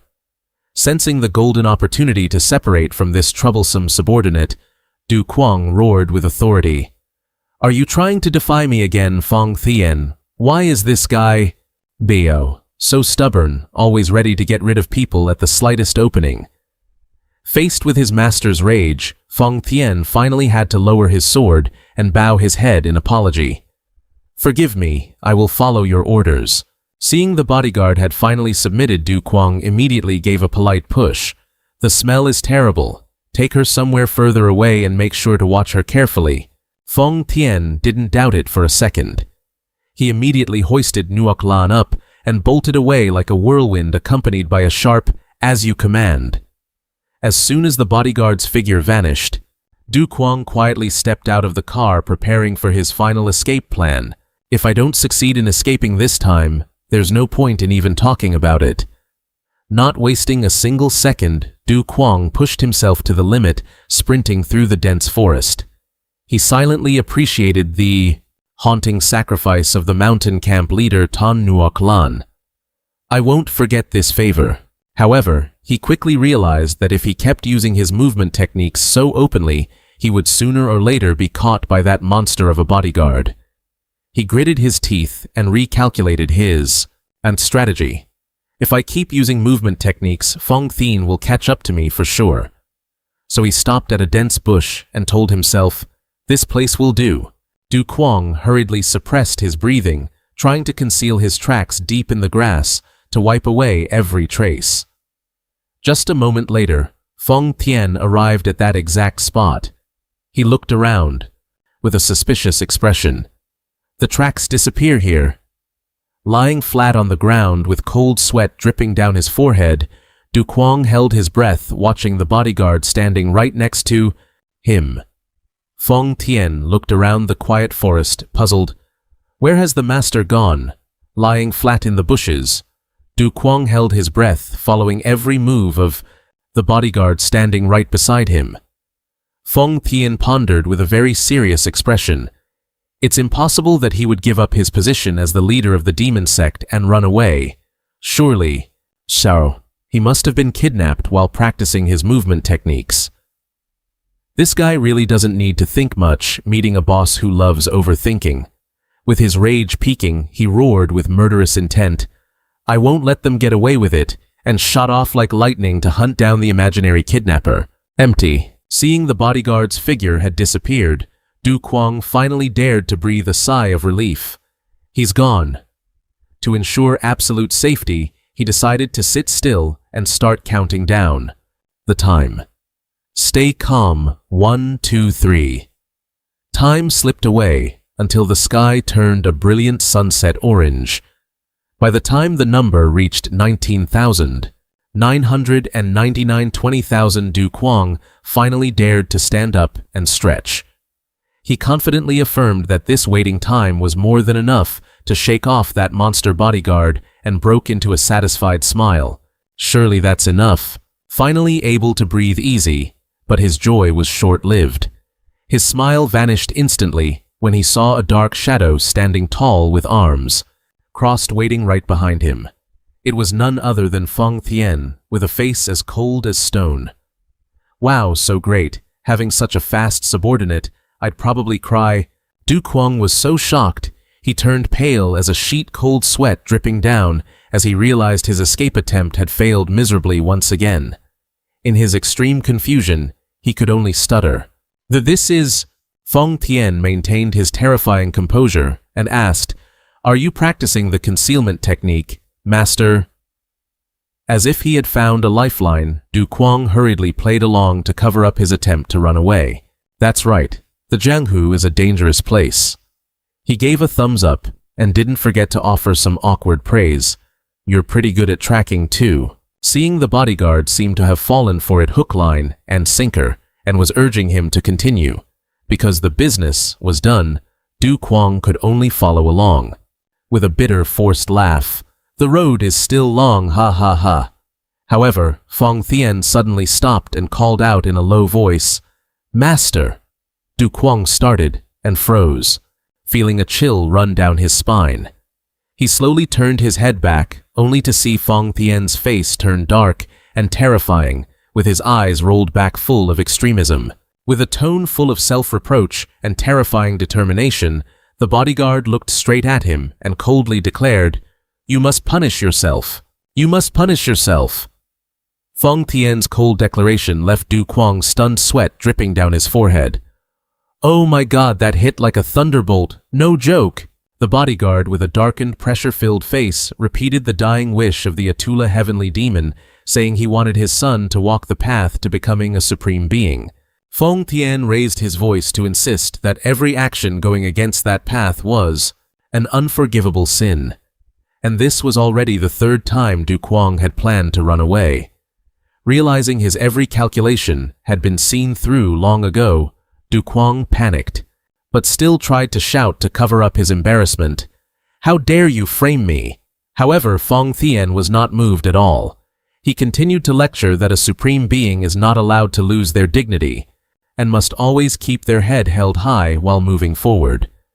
Despite Du Kuang angrily shouting that he was the master, the bodyguard still decisively ordered, "Bow your head." In a state of extreme frustration, Du Kuang had to grit his teeth and bang his head on the ground, and feebly defended himself. "I was just about to do that."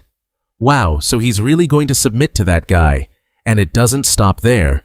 Feng Tian started the humiliating training session, forcing the new cult leader to kneel on the ground and repeat powerful slogans. He stomped his foot and commanded, "Come on, repeat after me. I am the leader of the demonic cult." Du Kuang muttered the words in shame, but was immediately shouted at by the guard, "Speak up again!" driven into a corner. Du Kuang roared in desperation, "Damn it! I am the leader of the demonic cult." Feng Tian still wasn't satisfied and kept pushing, "Stop muttering. Now too, I am invincible and fear nothing." Du Kuang's heart-wrenching scream echoed throughout the mountains. "I am invincible and fear nothing." Collapsing under the guard's terrifying pressure, he could only grit his teeth and endure until nightfall returned. Inside the carriage, rolling quietly under the moonlight, Du Kuang sat blankly with a haggard face from exhaustion. He cursed bitterly. It's all because of that Feng Tian that I have to suffer like this." He looked out the window, his heart heavy with thoughts of the turbulent future ahead. Furthermore, Tan Nuoc Lan lay sprawled in the carriage, her face deathly pale, silently cursing that rotten Fong Tien. He even hit my pressure points so I can't move. She painfully recalled the pathetic moment in the forest when she was forced to endure the torment. From that wicked pill she couldn't even resist. Watching that pitiful sight, Du Kuang sighed sympathetically. "Miss Tan, you've had it rough, haven't you?" Just then, the carriage suddenly stopped. Fong Tien reported from outside. "Master, there's a carriage with a broken wheel blocking the road." Seeing the shattered wheel lying in the middle of the road, Du Tuang was completely fed up. "Again, you keep doing the same old tricks, aren't you tired of it? This demonic cult crowd is so unoriginal." Realizing this was just another clumsy setup, he coldly ordered, "Do as you did last time." Fong Tien stepped forward and bowed respectfully. "I am Than Van Truong in charge of the escort. My apologies, may we ask for a favor?" Fong Tien didn't say a word quietly, using his incredible strength to lift the entire carriage, leaving the others stunned. Than Van Truong stammered, "I only need the young lady to come with us." Du Kuang glanced at the young woman with him and gestured, "You get on there." The girl bowed slightly. "Thank you." Inside the carriage, Du Kuang sat opposite the new guest, while Tan Nuoc Lan remained motionless on the floor. The girl tucked her hair back, revealing a delicate face, and introduced herself. I am Vuong Du Ngoch. I look forward to your help in the coming days." Looking at her ethereal appearance, Du Kuang scoffed inwardly. How clumsy, how clumsy. He rested his chin on his hand, looked straight into Vuong Du Ngoch's eyes, and gave a cold warning, "Just behave and stay there. And go away, don't throw your life away for nothing." However, contrary to her initial shyness, Du Ngoch's gaze suddenly became determined.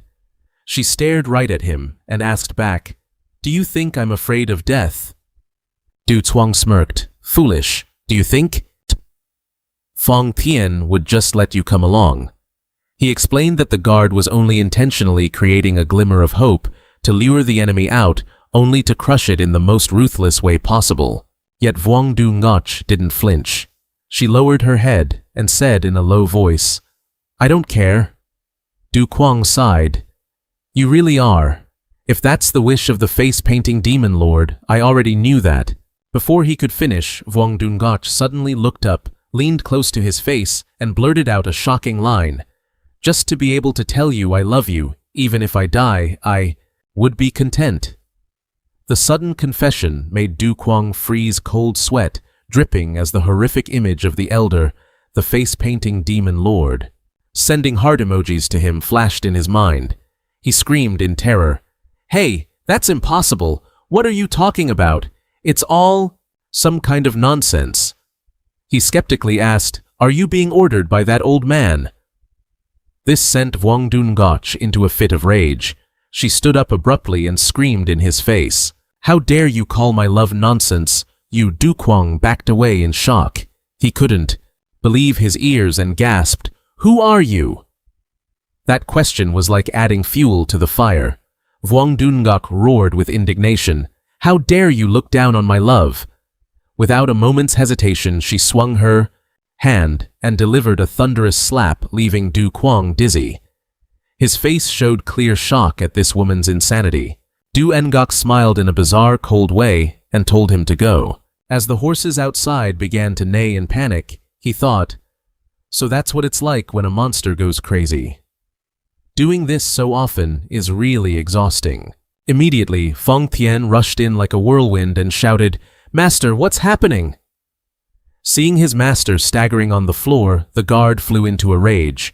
He grabbed the manager, Tan Van Truong, by the neck and squeezed, leaving the man gasping in pain. Witnessing the overwhelming killing intent of his subordinate, Du Kuang panicked and intervened. "It's a misunderstanding. Don't kill her." He tried to reassure him that everything was fine to soothe the insane guard's rage. "All right, it's nothing."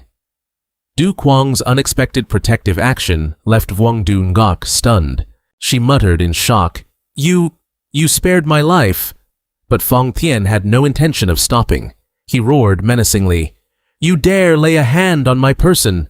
With eyes burning with killing intent, the guard declared coldly, "Your crime is unforgivable." This made Doongok tremble in extreme fear. Refusing to back down, Vuong Doongok yelled, "You're so arrogant!" She unleashed a white blast of energy that tore through the air. The powerful attack sent Than Van Truong flying, leaving him just enough time to let out a moan before passing out completely. Doonguk crazily rushed forward, intending to finish off her opponent. "You bastard, die!" However, Fong Tian remained terrifyingly calm. He swiftly observed every movement of his opponent and launched a decisive counterattack. "Thinking it's easy to pick on me, who do you think you are, sweetie?" Vuong Doongok realized her mistake in horror while hanging in midair. Just as I landed, he kicked the carriage frame, making me lose my balance. That one moment of carelessness was enough for Fong Tian to decide the battle. He delivered a stomp, like lightning carrying the force of 1,000 pounds crashing down on Doongok. The ground shattered with a deafening boom. Vuong Doongok was pinned to the floor, only able to let out pained moans in utter helplessness.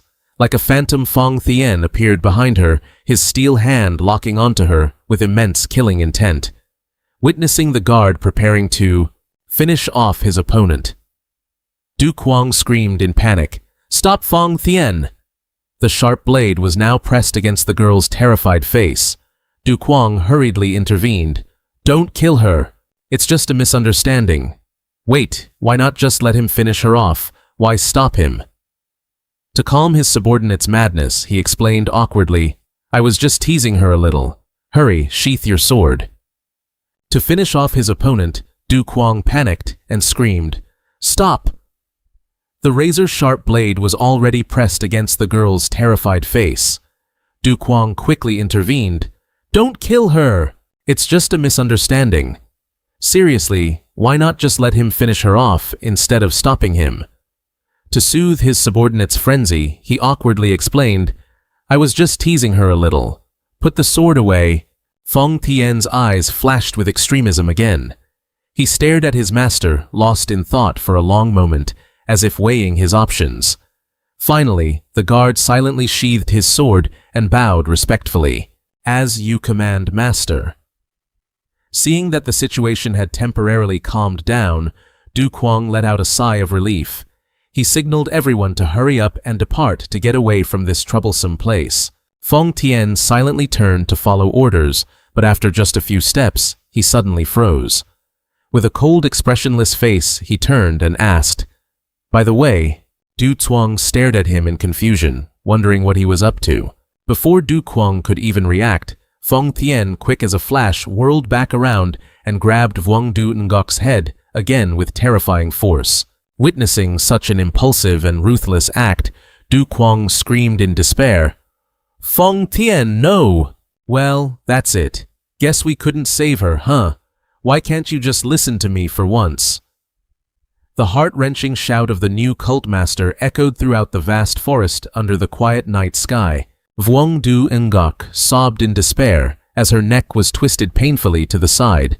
Witnessing that pathetic scene, Ton Nuoc Lan just laughed mockingly. "It's useless. That Fong Tian guy is really good at breaking people's necks." With tear-filled eyes, Doongok looked at them, feeling aggrieved, and gasped out between sobs, Who exactly are you people?" Ton Nuoc Lan kept her mocking smile and replied, "I don't know either, but I know how to fix you." Instantly, she pulled out 2 pills with a sinister look in her eyes. "Here, take this. It'll work immediately." Realizing that Nuoc Lan was up to her old tricks again, using the same medicine that caused that massive explosion earlier, Du Kwang frantically grabbed her hand and roared, "You want to wreck the carriage again? Hey, stop it. Once was enough to make it smell for a whole year." "Oh my God." His aggressive attempt to stop her made Nuoc Lan just click her tongue in regret, while Doongok continued to tremble in fear, clutching her painful neck and crying out, "Ah, my neck, my neck!" The noisy crying made Fong Tian lose his temper. He roared with murderous intent. "Silence! If you cry again, I'll kill you." Man, he's got such a short fuse. Just because she was whining a little, he made her stop completely. The guard's ferocity scared Dungok so much that she stopped instantly, her tears still falling. Seeing this, Nuok Lan changed her tone to be gentle and soothing. She comforted the young girl. "Don't be too sad. Just listen to me, and I'll heal you. I've been through this many times before. You poor thing Dungok, my little sister." Feeling the empathy from someone who had been through the same, Dungok sobbed and called her sister. Taking the opportunity, Nuok Lan probed, "That's right, little sister. Where are you heading to?"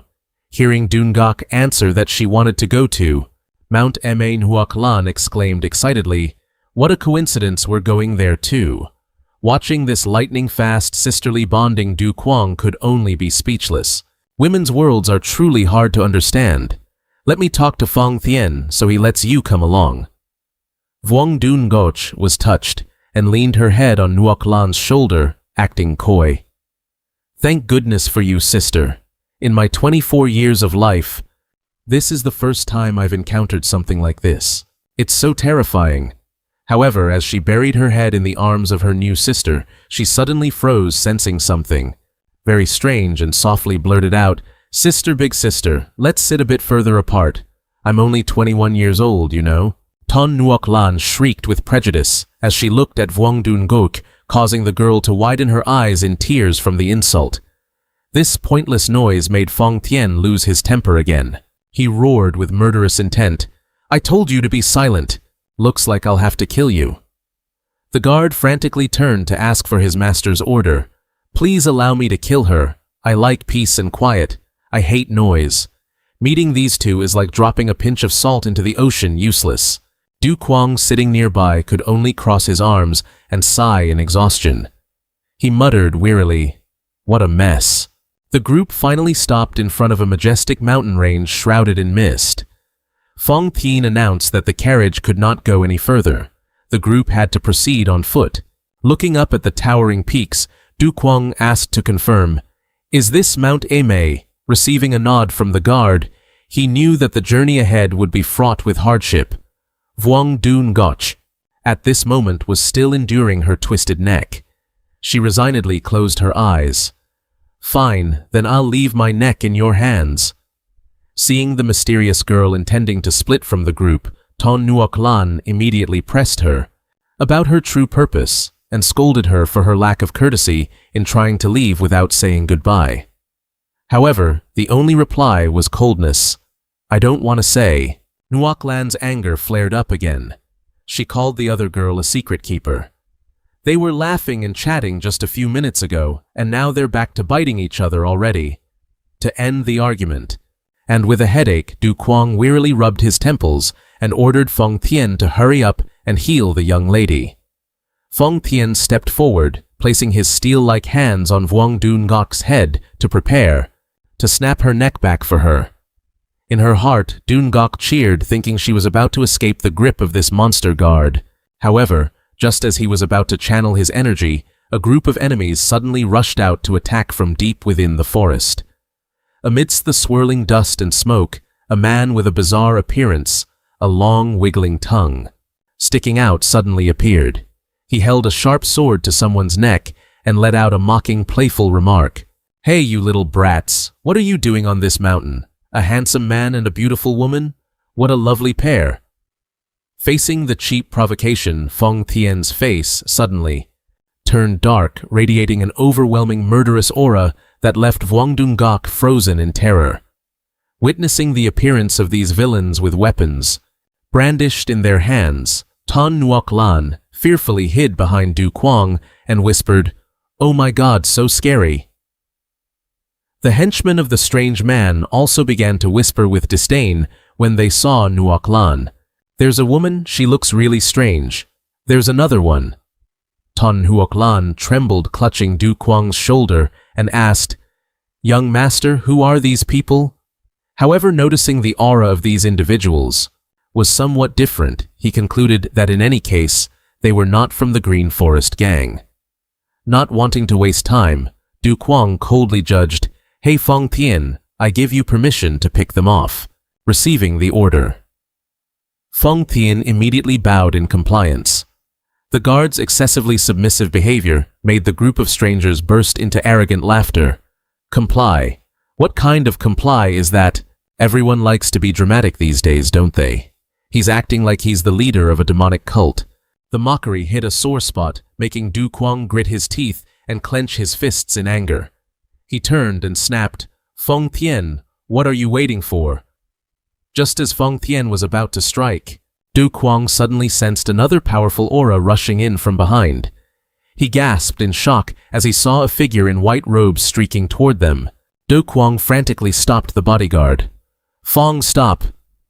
A powerful stomp on the ground signaled the arrival of yet another faction. Well, looks like we're in for some trouble again. They were disciples of a righteous sect. The leader roared decisively, "Black Dragon Gang isn't your target, the Lu Lam sect. Don't you dare harm the innocent." The Black Dragon Gang member clicked his tongue, annoyed by the unwanted interference. "Our target is indeed the Lu Lam sect, but we're busy with something else right now." Du Kuang observed them thoughtfully. He recognized the identity of the newcomers. The Black Dragon Gang was one of the 5 most powerful sects. He glanced at the group in white robes and secretly sized them up. "Those white-robed ones look pretty sharp, don't they?" Du Kuang couldn't help but wonder why such a massive clash was breaking out right here. "Why are they picking a fight with us?" A fierce melee erupted instantly between the Black Dragon Gang and the white-robed disciples. Sharp swords sliced through the air amidst deafening shouts. Just a bunch of thugs and they're making such a scene. Is it really that fun to scream like that? Weapons clashed, sending sparks flying as dust and smoke engulfed the forest. The white-robed disciples coordinated seamlessly. They launched relentless, decisive attacks toward the Black Dragon Gang members amidst the chaotic scene. Feng Tian stood calmly shielding Du Kuang and suggested, "Master, watching the show a little bit is fine, isn't it?" Du Kuang rubbed his head, watching the battle reach a fever pitch, and inwardly concluded, "It seems the Lu Lam sect is in real trouble." Du Kuang mused, "If not for this incident, Mount Ame wouldn't have fallen into such chaos." Meanwhile, Tan Nuoc Lan kept cheering excitedly, screaming for them to fight even more bloodily. Seeing Feng Tian standing nearby, she lazily asked when it would be her turn to fight, but was immediately cut off by the bodyguard's roar for daring to interrupt him while he was talking to their master. "He's so grumpy nothing ever pleases him." Feng Tian's ferocity terrified Nuoc Lan to the point of tears. She could only mumble an apology and slink away. Looking resentful, she muttered curses under her breath. Feng Tian demanded to know what she said, with a cold glare making Nuoc Lan panic and deny it vehemently, even though she swore. To high heaven. The bodyguard insisted he had definitely heard her cursing. Du Kuang, feeling exhausted, ordered them both to be quiet so he could focus on the show, but Nuoc Lan still felt aggrieved, claiming she was being scolded unjustly. Feng Tian suddenly leaned in with a threatening face, bringing up Nuoc Lan's humiliating memory of having an accident in her pants to prove she wasn't normal to begin with. "Enough, stop arguing already, you're giving me such a headache." Nuoc Lan was mortified to have her old secret brought up in such detail in front of all the men around. Realizing the tension, Du Kuang hurriedly intervened with Feng Tian, and he demanded that Nuoc Lan apologize immediately to end this. Backed into a corner, she cried out, admitting she had spoken out of turn, and snapped back, asking if the bodyguard was satisfied now. Seeing her admit fault, Feng Tian laughed triumphantly to his master, leaving Nuoc Lan squatting there, continuing to shriek and cheer as the battle turned into a bloodbath. Du Kuang could only sigh in frustration at the chaos of his companions. Meanwhile, Nuoc Lan accidentally picked up a strange object from the ground, a small wooden whistle. As she cheered, for the people tearing each other apart, she blew the whistle. A sharp, shrill sound echoed throughout the vast mountain range, and immediately, it caught the attention of a mysterious figure hiding in the nearby thicket. The sound of the whistle acted as a signal, making the mysterious figure jump into action. He bolted away. He entered and reported that the area around the Lu Lam headquarters had been cleared. The one receiving the report was the leader of the Black Dragon Gang, a man reeking of murderous intent standing in the middle of the scene. It was a carnage with a blood-soaked blade in his hand. With a scarred face and cold, terrifying eyes, he ordered his subordinates to assemble all forces immediately. Their final objective was clearly set head straight for the Lu Lam headquarters. Ton Huoc Lan was still excitedly blowing the whistle and cheering, go on, hack each other to pieces, just sitting there watching yet provoking people like that. But the moment trouble starts, she's the first one to run. This bizarre behavior left the enemy martial artists completely bewildered, not understanding what she was planning. Suddenly, the subordinates of the Black Dragon Gang began whispering to each other. They concluded the whistle was the signal to end the battle and regroup their forces. Witnessing this shift in the situation, Du Kwang's expression changed with worry. Are there even more of the Black Dragon Gang? He realized the situation was becoming extremely disadvantageous and whispered to himself that they had to leave before they were completely surrounded. Du Kwang's anger flared when he saw his companions still obsessed with watching the show. Realizing he couldn't delay any longer, he roared at Feng Tian. Enough, hurry up and treat the young miss. Move fast. If you keep dragging your feet, this trip is going to be a real headache.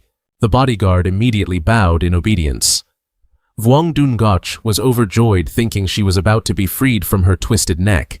She cursed them all silently and hoped she would never have to meet them again. She smiled slightly and thanked Feng Tian for his unexpected help.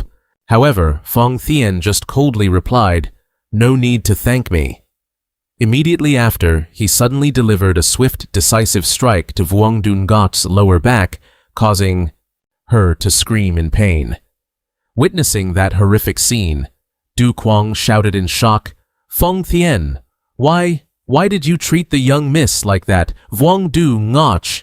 Overwhelmed by the crushing force, all he could do was crawl on the ground, sobbing as Feng Tian placed a hand on his chest and coolly explained that because she dared to insult the master's subordinate, that action was no different than insulting the sect leader himself. Du Kwang went berserk, screaming at his guardian's audacity. "Why do you always do things on your own? You're only good at talking. You never listen to a word I say." Feng Tian just turned his back indifferent and reminded him that if they kept standing around, watching the spectacle night would fall, and the group needed to reach the mountain immediately. Du Kwang could only stomp away, muttering snide remarks about his subordinate's stubbornness. Since when do you actually listen to me? Just do whatever you want." Feng Tian bowed his head in gratitude. "Thank you for your grace, master." Meanwhile, Tan Nuoc Lan didn't forget to wave goodbye to the group fighting behind them, while the Black Dragon Gang warriors looked around, baffled. They whispered to each other, wondering about the identity of the strangers who had just appeared. Far off on the high mountain peak, the main Lu Lam headquarters emerged looming through the mist. Du Kwang narrowed his eyes at the massive tower, sighing with relief. "Finally, we're close to the Lu Lam headquarters." Seeing Feng Tian suddenly stop to scan the surroundings, Du Kwang asked anxiously, "What's wrong?" The guardian, completely focused, swept his eyes over every dense bush before reporting, "I'm checking the number of enemies, master." In a split second, Feng Tian identified everyone lurking in the shadows, his voice dropping as he confirmed, "There seem to be about 500 of them. Even if he gets yelled at like that, he's still a beast in free fire, huh?" Knowing the gap in strength, Du Kwang clicked his tongue in frustration. "Damn it, looks like we can't get to the Lu Lam headquarters now." Feng Tian kept his cold expression, confidently declaring he could wipe out the entire Black Dragon Gang, but he worried that joining the fray would put his master in danger. Facing his subordinate's obstruction, Du Kwang reluctantly gave in. "Fine, I'll wait here." He looked around the forest, searching for a good place to hide, but before he could even steady himself, Feng Tian suddenly used his steel-like hands to dig deep into the ground. Dirt and rocks flew everywhere, making Du Kwang panic and shout, "Feng Tian, why are you digging a hole?"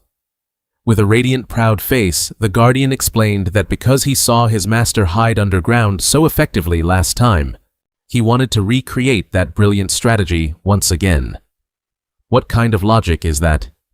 Learning how to bury yourself underground. Seriously, Du Kwang's face went pale.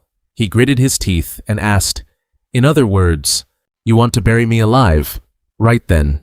Tan Nuoc Lan walked up from behind.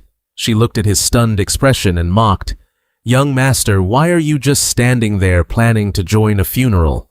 Feng Tian ordered coldly, "Don't block the way, let's go now." Ignoring Tan Nuoc Lan's weak resistance, the guardian didn't care at all. His face darkened with a menacing threat. Du Kwang realized his subordinate's insane plan in horror. He screamed in desperation, I can't be buried alive here." But Feng Tian had already grabbed Nuoc Lan. Regardless of her screaming, he barked, "Silence, get in there," and shoved her brutally into the hole. Talk about having no sense of chivalry. He treated everyone exactly the same, with no mercy.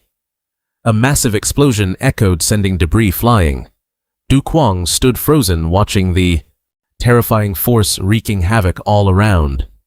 Cold sweat dripped down his forehead as he stared in shock at the ruined scene. Feng Tian emerged like a ghost. He calmly announced, "Master, everything is ready." Before he could even react, a decisive kick from behind sent Du Kwang flying straight into the deep pit. He only managed to reach out his hand in vain, screaming indignantly, "Feng Tian, you bastard!" At that moment, another loud explosion echoed across the majestic mountains. High up on a cliff, Kwang Sa Lu Lam's scout looked around in a panic, wondering, what was that sound? His accomplice rushed over, anxious about whether the Black Dragon Gang was waiting for reinforcements from the 7 devils of the Foggy Mountain to begin their all-out attack.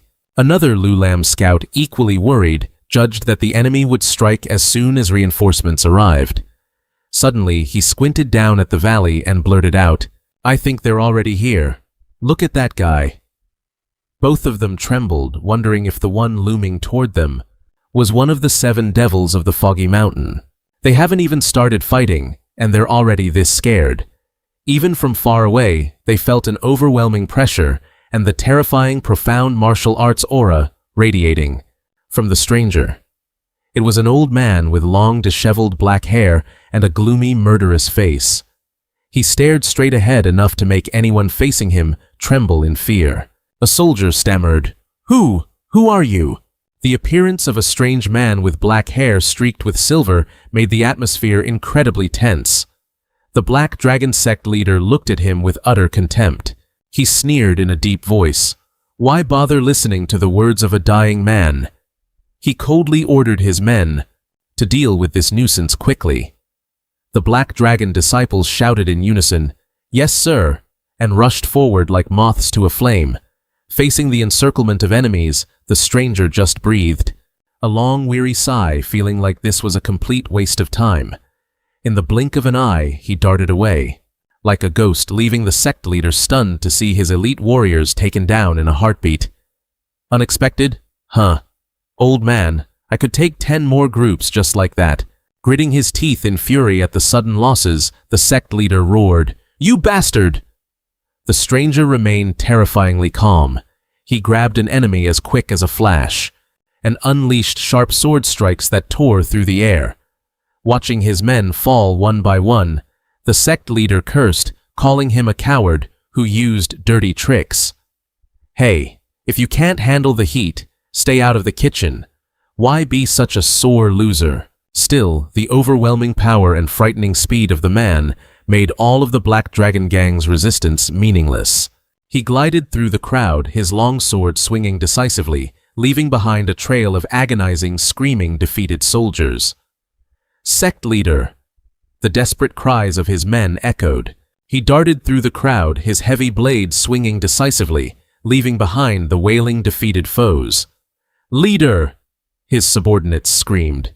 Seeing their master decide to enter the fray personally, the Black Dragon Gang leader roared, swinging his giant blade with the force of 1,000 pounds, unleashing a blinding wave of energy intended to end his opponent's life. Before that thunderous attack, the mysterious man with glowing golden eyes merely shifted his body, dodging with incredible finesse, before instantly counterattacking with a terrifying blast of energy that sent the old gang leader flying. He crashed straight into the dense forest. The impact was so powerful that trees snapped, creating a massive explosion that shook the entire mountain region, leaving the remnants of the Black Dragon Gang frozen in shock. They couldn't believe their mighty leader had been defeated so easily. Honestly, seeing that you might as well just pack up and go home, you're embarrassing yourselves, guys. In a state of utter panic, one of the leaders screamed, ordering all forces to attack at once to seek revenge. Facing dozens of blades pointed at him, the mysterious man remained chillingly calm. He gripped the hilt of his sword, his eyes glinting with cold focus, and suddenly unleashed a fierce blood-red sword aura that tore through the ground, wiping out every enemy in its path in a circle of destruction. A cataclysmic explosion occurred, clearing everything in sight. 2 scouts from the Lu Lin gang stood there trembling, unable to believe their eyes. There is no way the mighty Black Dragon Gang could be wiped out in just one blow right in front of us. Feng Tian stood towering in the middle of the corpse-filled battlefield, exuding an overwhelming presence that made the very earth tremble. Witnessing that horrific power, the scouts shivered, concluding that with such overwhelming strength, this definitely isn't the 7 ghosts of Wu Mountain. Who on earth is he? Sensing the urgency of the situation, they scrambled to flee. There was no time, they had to report this to Lu Lin immediately. Meanwhile, from behind a tree, a mysterious woman was silently observing the whole event. She was confident that she could take the Black Dragon King's life herself, but upon seeing the stranger's power, she began to waver. She silently calculated if she had to wipe out the entire enemy army and kill the Black Dragon King within 10 seconds, what would happen? Looking at the blood-red demonic fire-like killing intent surrounding Feng Tian, she was horrified to realize that this was indeed the arrangement of the Asura heavenly demon, the one who had united the martial world. Could I even hope to take him down with me? The woman could only laugh in despair at the vast disparity in their power. At the same time, at the Lu Lin Gang's main headquarters on Mount Amei, the atmosphere was becoming incredibly lively. The scouts had just returned and reported that the Black Dragon Gang would soon be wiped out. Hearing this news, the leader of the Lu Lin Gang with his thick beard laughed heartily. Ha ha ha! The Black Dragon Gang got what they deserved. Well done, anyone. Who dares to oppose the Black Dragon Gang is a friend of Lu Lin. The enemy of my enemy is a friend. Right? Wait and see. The old man immediately ordered his entire army to welcome them to Lu Lin with the highest honors. After wiping out the entire Black Dragon army, Feng Tian quietly returned, looking fully respectful as he bowed and reported, I have dealt with the Black Dragon Gang. I apologize for being unable to provide a comfortable hideout for you. Witnessing that nonchalance, Du Kuang was so angry he could see stars. He shouted in outrage, You dare say that, after burying me alive? Hey, I feel a bit sorry for him, but oh well, it's because of that. He's safe, right? Ignoring his master, who was losing his mind from being mistreated, the bodyguard calmly announced he would go prepare a bath, causing Du Kuang to grit his teeth and threaten, You bastard, if you do that again, I won't forgive you. Seeing the bodyguard's arrogance, Ton Nuc Lan couldn't help but point her finger and scold Feng Tian directly. You are truly a jerk. Yeah, just wait for a chance to jump in and pile on the insults, right? But before the scolding could finish, Feng Tian moved like lightning, delivering a decisive blow that knocked her unconscious, leaving her sprawled on the ground. Immediately, the bodyguard coldly announced, Someone is approaching. Right after that, 2 strange-looking figures in wolfskins appeared. They bowed respectfully and introduced themselves. Greetings. We are scouts from Lu Lin, Guangsa and Thien Ung. We are here on the orders of Lu Lin. Just seeing Ton Huoc Lan lying motionless, the 2 soldiers panicked, thinking it was a corpse, but immediately after Kuang, Sa excitedly looked at Du Kuang and asked, Are you perhaps the benefactor who wiped out the Black Dragon Gang? Hearing the words, wiped out, Du Kuang was still dazed when Feng Tian suddenly exuded a terrifying killing intent. He glared bitterly, his eyes bulging, as he looked at the 2 scouts and muttered in a low voice, Master, don't try to stop me. I have to gouge their eyes out to satisfy my urge." When Du Kuang asked why he received a radical response, "The Supreme One must always be perfectly pristine. One cannot let others see you covered in mud like this." Du Kuang's fury erupted. He roared at Feng Tian, "It's because of you that I'm in this state, furthermore wiping out the Black Dragon Gang. I told you not to kill people randomly. Is the Black Dragon King that aggressive? Then it was unavoidable for you, right?" This remark left the two Lulin scouts standing nearby so terrified they turned pale. They screamed internally, "Are you actually trusting him? It's clear that he has killed everyone, even random bystanders." Without letting them recover, Feng Tian suddenly called out to the two, "Hey, you two don't make him angry. He's trying to rack up points here, and if you two act like that, you'll be the death of him, won't you?" Making both of them tremble and reply, "Yes, yes, sir." With a dark, threatening face, the bodyguard ordered, "Lead us to the Lulin headquarters." The two scouts could only hurriedly obey, lamenting to themselves that this time they had gotten into big trouble.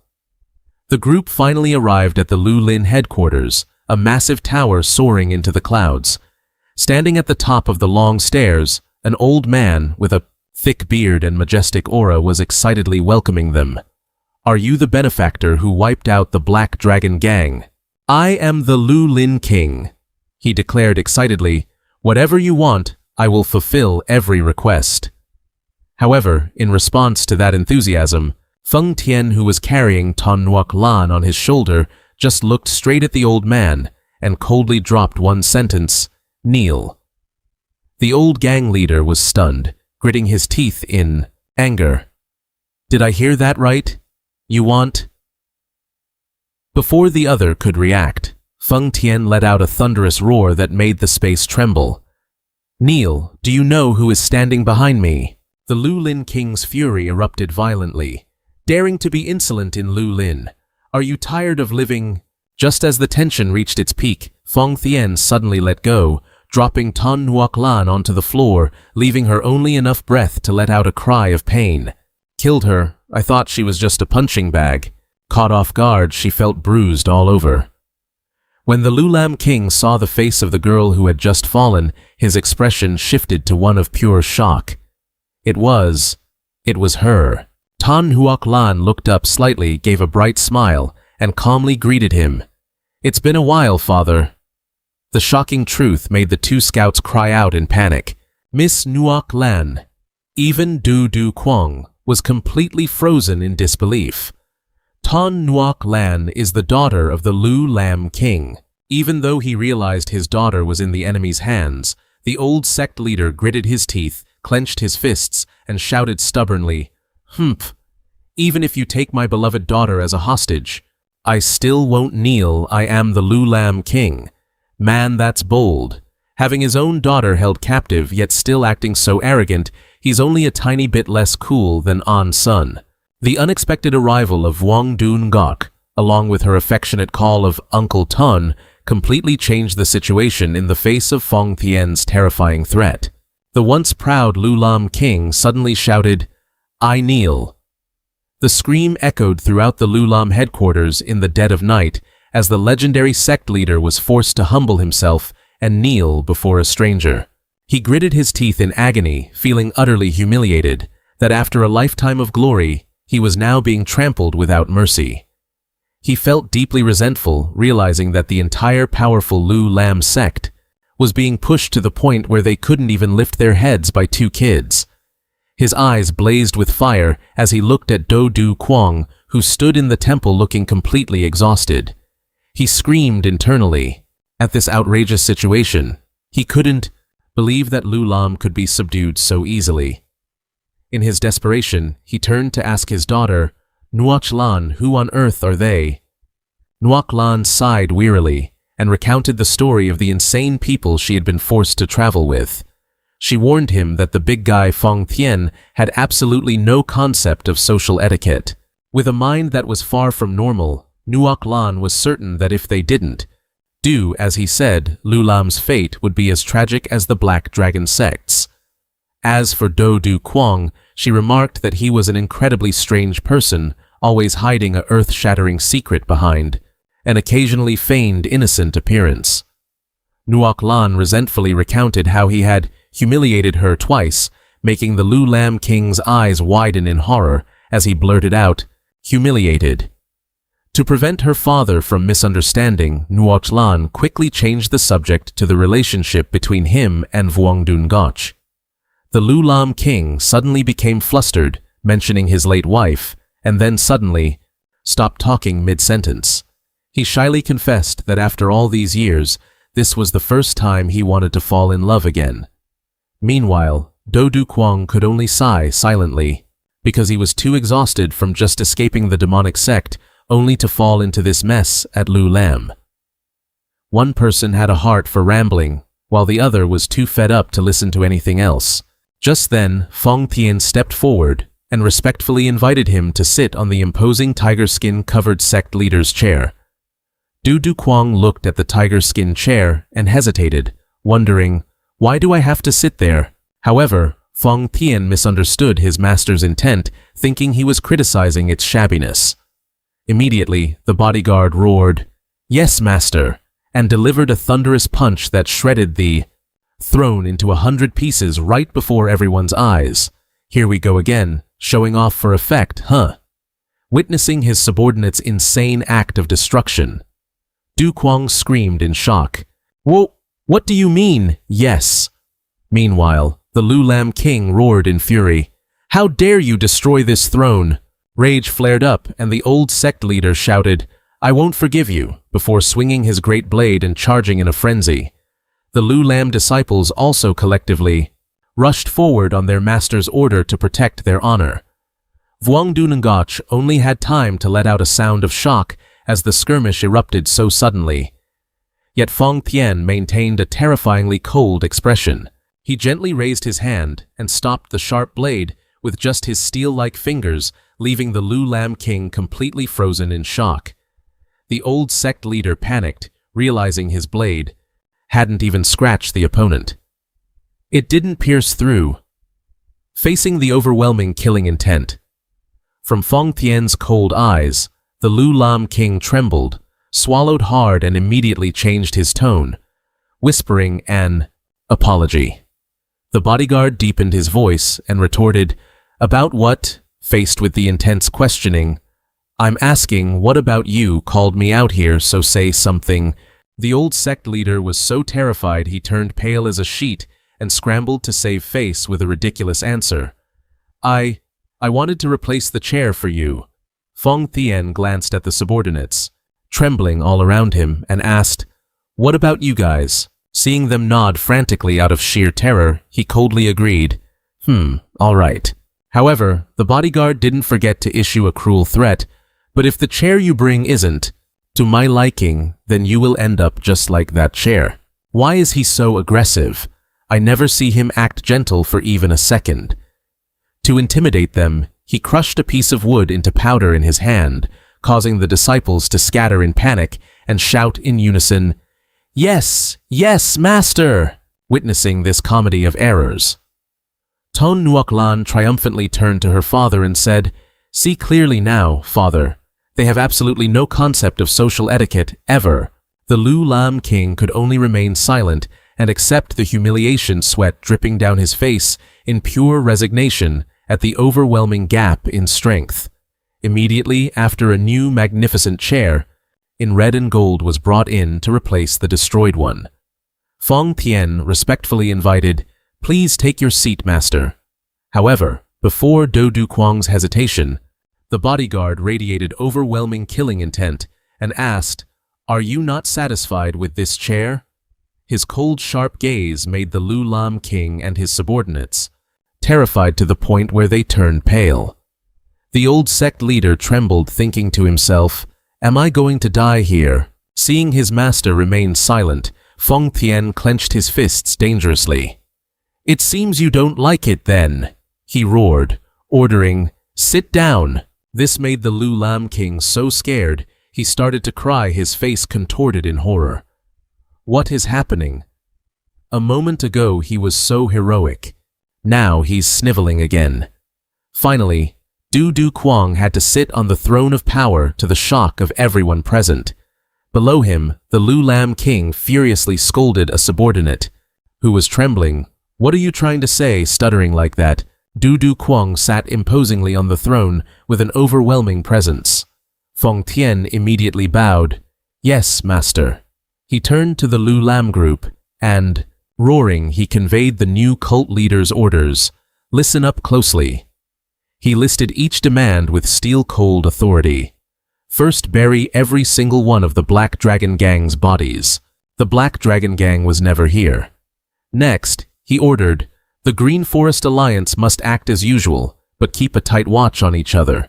Don't let a single soul escape. Finally, Feng Tian ordered them to bring the best chef here immediately. If you lot are smart, you'll make sure he's satisfied, or else you're in for a rough time. And if even one person escapes, kill them all. Feng Tian's icy threat made the Green Forest King tremble. The old man stared in horror at Du Yucheng, sitting majestically on the chair, thinking to himself, "This kid is just as ruthless as that guy Feng Tian." But just as he stood up to call Feng Tian, Du Yucheng suddenly erupted in a fit of rage. He smashed the wooden board and roared, "Is this how you treat your master, you insolent fool? What the hell? Who did anything? I haven't even touched anything yet." Witnessing the young cult leader unleash his anger on his subordinates right after giving orders, the Green Forest King was completely stunned. He shivered as he watched Du Yucheng's retreating back.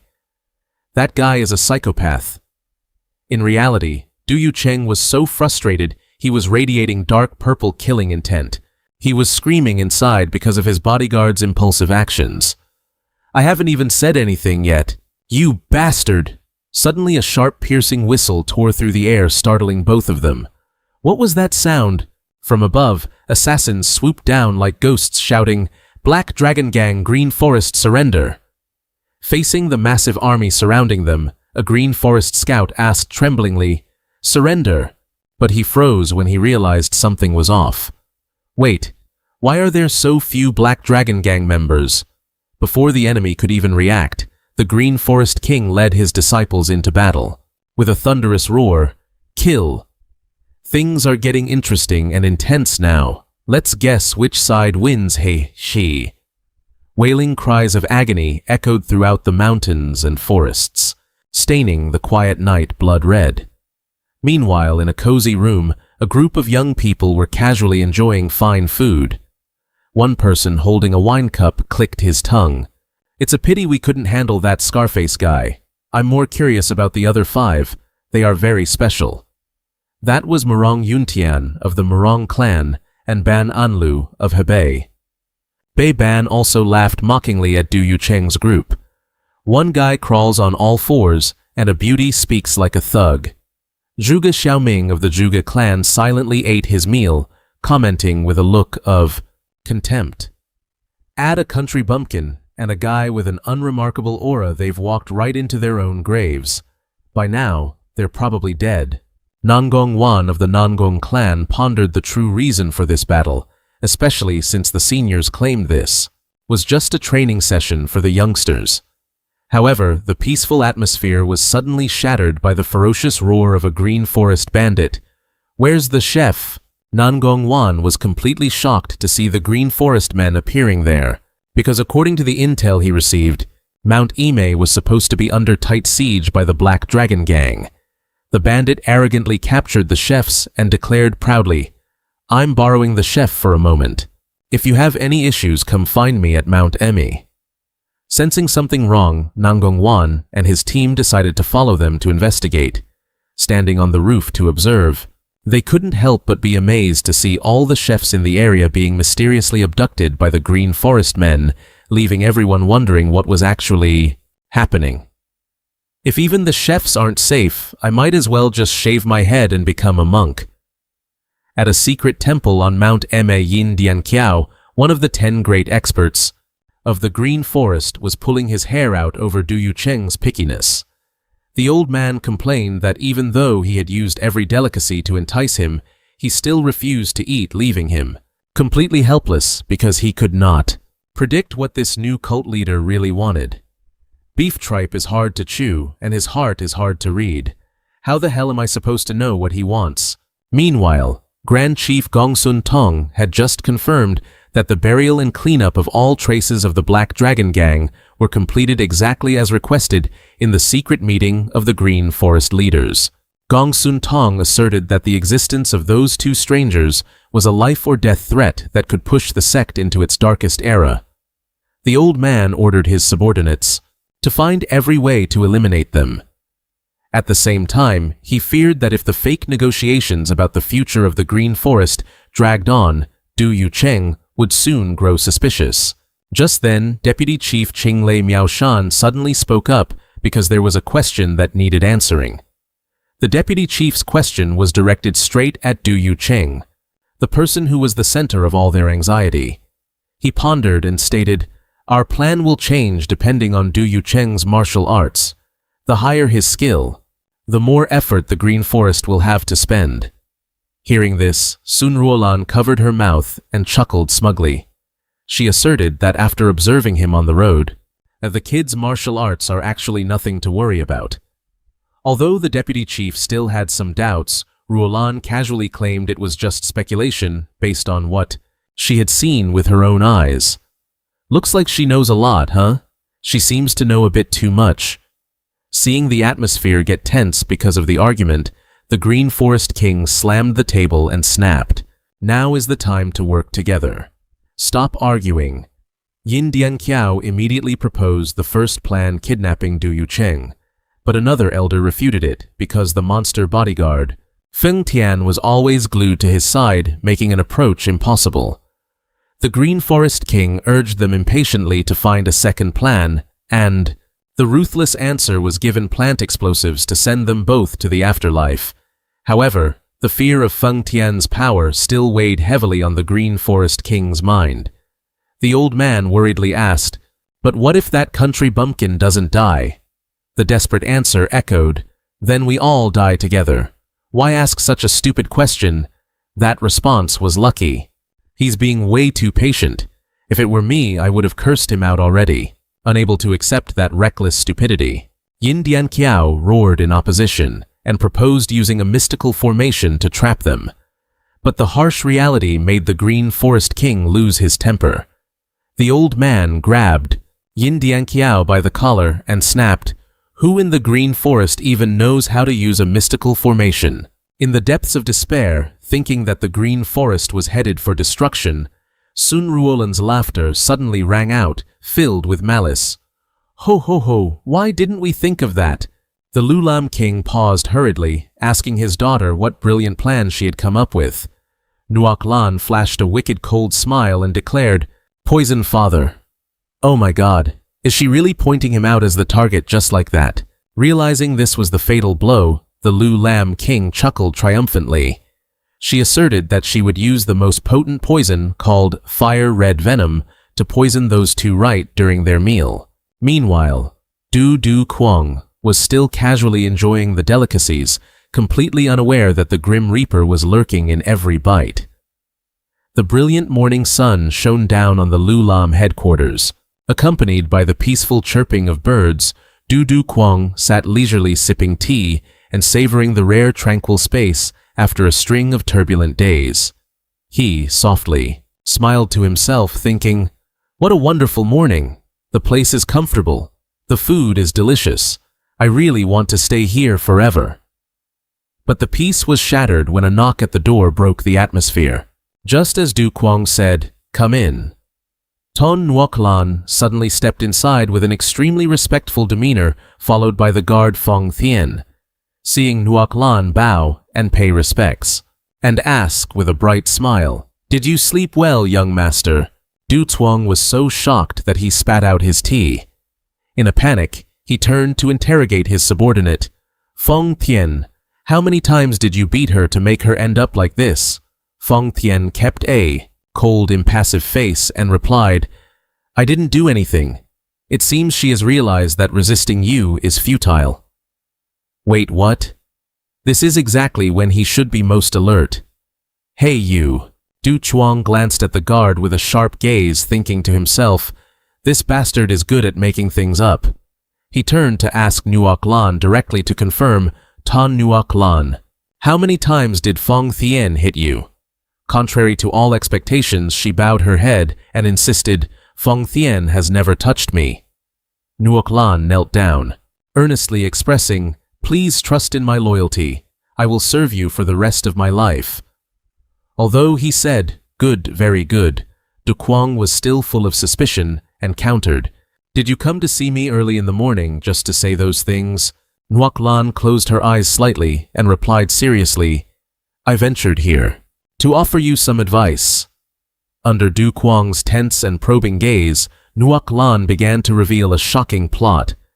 Yes, young master, if you want to take control of the Lu Lam sect, you must eliminate the deputy leader Tang Loi Mu Sun. She analyzed that Mu Sun is actually the cunning one, the true brain of the Lu Lam sect, while her own father, the Lu Lam king, is just a useless person who is basically brainless. Hearing his daughter calmly insult her own father, Du Quang was stunned and shouted, the Lu Lam king is your father, you know.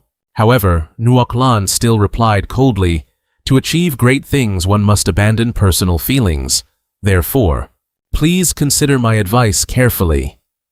Du Quang looked at her departing back, unable to help but shiver at her ruthlessness. You dare to insult your own father and betray the Lu Lam sect. How disgusting. The more I read, the more I get the chills. Too horrified by the heart of a woman like Nuoc Lan, she quietly walked out of the room with Fong Thien, leaving behind a message that she would return when she had a better plan. As soon as she finished speaking, Fong Thien coldly suggested, it is best to eliminate Tan Loi Mu Sun as soon as possible. Hearing his subordinate once again demanding someone's life, Du Quang slammed his hand on the table and roared in anger, is your head full of nothing but thoughts of killing people? He is a smart man, just imprison him, don't kill him. But instead of obeying, Fong Thien suddenly radiated a chilling, deep red, murderous aura. He widened his eyes and yelled in an extreme manner, I don't want to follow your orders anymore. Well, that's it. It's beyond what he can handle, so now is the time for him to explode. The guard's sudden outburst terrified Du Quang. He backed away, trembling. You, what is wrong with you? Du Quang panic-strickenly remembered yesterday's terrifying scene. You intended to use a chair to beat me to death in front of the Lu Lam sect, and now you order me not to kill Tan Loi Mu Sun. He broke into a cold sweat and thought in despair, am I going to die here? But immediately, Fong Thien's attitude did a 180-degree turn. He flashed a radiant smile and exclaimed excitedly, I truly admire your dignity, the authority that you displayed in front of the Lu Lam sect yesterday, and today you decided to use Tang Loi Mu Sun. I don't know how to express my gratitude for this. Witnessing the crazy, self-indulgent delusion of his subordinate, Du Quang could only stare blankly. To save his own life, he managed a forced smile, gave a thumbs up, and went along with it. That's right, the authority I will beat you, often to make others feel terrified, Fong Thien exclaimed enthusiastically. Exactly, master. Although he temporarily escaped, Du Quang still couldn't help but shiver when he looked at his own red-tinted eyes in the mirror. I survived, but why do I feel like I'm being brainwashed by Fong Thien? It's already killed, no. Knowing who is the master and who is the subordinate anymore, Fong Thien asked to leave to start the operation. Then I ask your permission to go and persuade Tan Loi Mu Sun. He firmly closed the door and left, leaving Du Quang alone in the empty room. Meanwhile, in another corner of the headquarters, the deputy leader Tang Loi Mu Sun was restless and anxious. The old man broke out in a cold sweat and muttered to himself, even though I was prepared from the start, I still can't help but be afraid of what is about to happen. Everything stemmed from the Lu Lam king's plan the night before. The leader of the sect had entrusted Mu Sun with the task, we must gain the trust of that country bumpkin so we can poison him. So, you have been chosen. Do you agree? Although extremely reluctant, Mu Sun had to grit his teeth and accept, I will try to get out of it. Tan Nuoc Lan at the time laughed wickedly and reassured him, Don't worry, I will always be by your side to hold Feng Tian back. You can rest assured and leave it to me. However, reality was much crueler. Feng Tian suddenly appeared behind Mu Son and coldly declared, Tan Loi Mu Son, I will use your head to serve my master. Mu Son had not even had the chance to open his mouth to defend himself before Feng Tian's iron grip grabbed the old man's throat and lifted him high into the air. With his twisted logic, the bodyguard roared with murderous intent, What you say you have nothing to serve our master? Without a hint of mercy, Feng Tian brutally slammed Mu Shan to the floor. The old man could only widen his eyes in terror at the overwhelming power. Feng Tian roared resolutely, I will get it done. He coldly remarked that Mu Shan was indeed a stubborn vice leader, but that wouldn't stop his will. Witnessing the violence, Sun Ruolan covered her mouth in shock and horror. Feng Tian declared he would use every means to persuade his opponent, and when all attempts at inducement failed, he had to resort to force, because Mu Shan dared to disobey the master's orders. A miserable scream echoed throughout the Lulin headquarters as Mu Shan shrieked for help in vain. A strike with the force of 1,000 pounds landed, causing the ground to shake violently. Sitting in the secret chamber, the Lulin king clutched his head in regret. He felt incredibly guilty that the plan to sacrifice Mu Shan had turned out so cruelly without thought. To be precise now, there were only late-coming tears. He anxiously asked about the situation, only to receive a report that Mu Shan would not be able to move for a long time, because every single bone in his body had been shattered by Feng Tian. Although severely injured, fortunately, Mu Shan had survived. The Lulin king breathed a sigh of relief, secretly proud, thinking his daughter had persuaded Du Kuang's subordinate to spare Mu Shan to serve their great cause. But Sun Ruolan blankly replied, What are you talking about? I just told him to kill him. This nonchalant response left the old leader and his followers frozen in terror. Oh my God, who knew someone who looks so innocent could be so cruel? Ruolan wore a devious smile. She asserted that after spending time with Feng Tian, she realized their tendency was to kill whenever something didn't go their way, and the Lulin should catch up with that ruthless trend. The Lulin king tiredly dismissed his daughter's nonsense and returned to the main plan targeting Du Kuang. He asked about his eating habits and received a report that the new cult leader was still eating very well without any suspicion or change in attitude. The old leader's eyes flashed with a sinister glint when he realized that tonight, Feng Tian would also be dining with the master. He triumphantly calculated that this was the golden opportunity to poison them both at once and send them to the afterlife as neatly as possible. When asked about the opponent's vigilance, the subordinate looked at the pile of empty bowls and confirmed with certainty that he suspected absolutely nothing. That is great news, the Lulin king muttered triumphantly as everything was going according to plan. He anxiously asked his subordinate, Is the fire-red poison ready? The subordinate, with a cold face, produced a vial of red liquid and confirmed, Yes, it is. The old leader's eyes flashed with a sinister glint. He wore a wicked smile and ordered, Very good. Let's begin. The final meal for those two. Are you sure it's the final meal? Don't act like it's easy to pull off. Meanwhile, under the silent night sky, Du Kuang stood lost in thought, looking into the distance.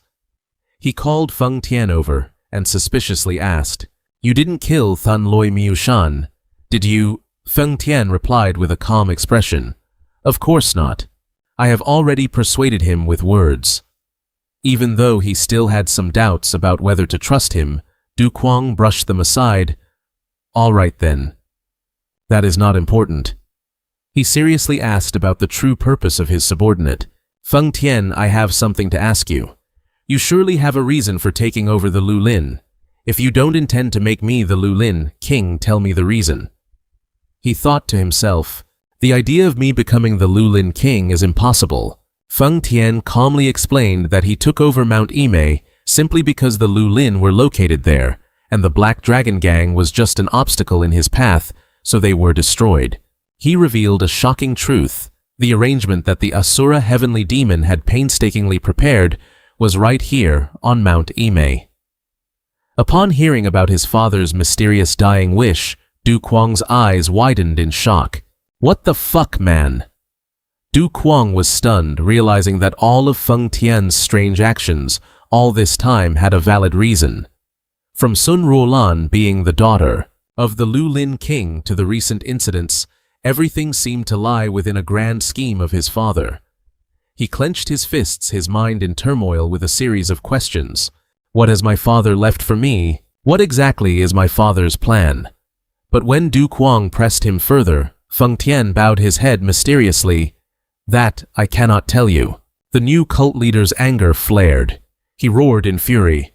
Do you dare to lie to me? Regardless of his master's anger, Feng Tian maintained a respectful but firm attitude. Please forgive me, master. Then I ask your permission to go and restore discipline to the Lulin. He silently turned and walked away, leaving Du Tuang still shouting behind him. Tell me about my father's plan before you go. Oh man, this feeling. You know the feeling where the whole world knows, except for you? It's so painful, guys. The next morning, the bright morning sun covered the Lulin headquarters on the majestic Mount Ame. Down in the courtyard, a group of disciples and thugs were whispering and gossiping. Everyone's face showed clear signs of confusion and fear in the face of the sudden shift in power. Rapid footsteps echoed in the hallway. Feng Tian stood imposingly in front of the door with watchful eyes as he saw the Lulin king personally carrying a food tray approaching. He coldly asked, "Why are you bringing the food yourselves?" The old leader with the thick beard did not answer immediately. His face was stern as he lifted the tray of food in his hands. It was the 5-spice deer dish decorated extremely eye-catchingly with thinly sliced pieces of meat arranged perfectly. The Lulin king looked at the plate of meat, wore a meaningful smile, and uttered, "This 5-spice deer dish looks truly delicious." Standing in front of him in the closed room, the chef was kneeling and trembling as he reported, "I have put all my heart into this dish." The old leader replied with a deadly sentence, "Delicious enough to die at any moment." That's so vicious. Human hearts are truly terrifying. He laughed loudly and heartily and then ordered the chef to leave immediately, promising to set him free tomorrow. As soon as the chef left, the Lulin king turned to his trusted subordinate and called out, "Perfect Ngandiam Kiu." The subordinate quickly replied, "Yes," and quietly pulled a small vial from his clothes. With a sinister look on his face, Ngandiam Q decisively poured the dark red liquid from the vial into the dipping sauce bowl placed in the middle of the dish. The Lulin king watched closely. Watching every move, he then asked in a low voice to confirm, "Have you tested the poison thoroughly?" Ngandiam Q gave a cruel smile and firmly asserted, "I tested it on 3 wild boars." Such blatant disregard for life hearing, that is truly infuriating. He recounted the horrific scene when the boars died instantly without even having time to squeal once, even with just a single drop of poison in the water barrel. Seeing the terrifying effectiveness of this poison, the Lulin king revealed a triumphant look. He gave a cold, chilling smile and declared with determination, "Very good, you've worked hard. This humiliation will end today." The Lulin king obsequiously carried the food tray, casting aside his dignity as a gang leader to act and win favor. "I was once the Lulin king, but now I am just a subordinate to my master. To show my loyalty, I have brought this dish myself." Du Kuang saw that the food was about to get cold and wanted to eat quickly. Seeing the other man's submissive look, he sneered triumphantly. "Even someone as lowly as you can show loyalty. I cannot just stand by and watch. I will test the poison myself." "Wait, what?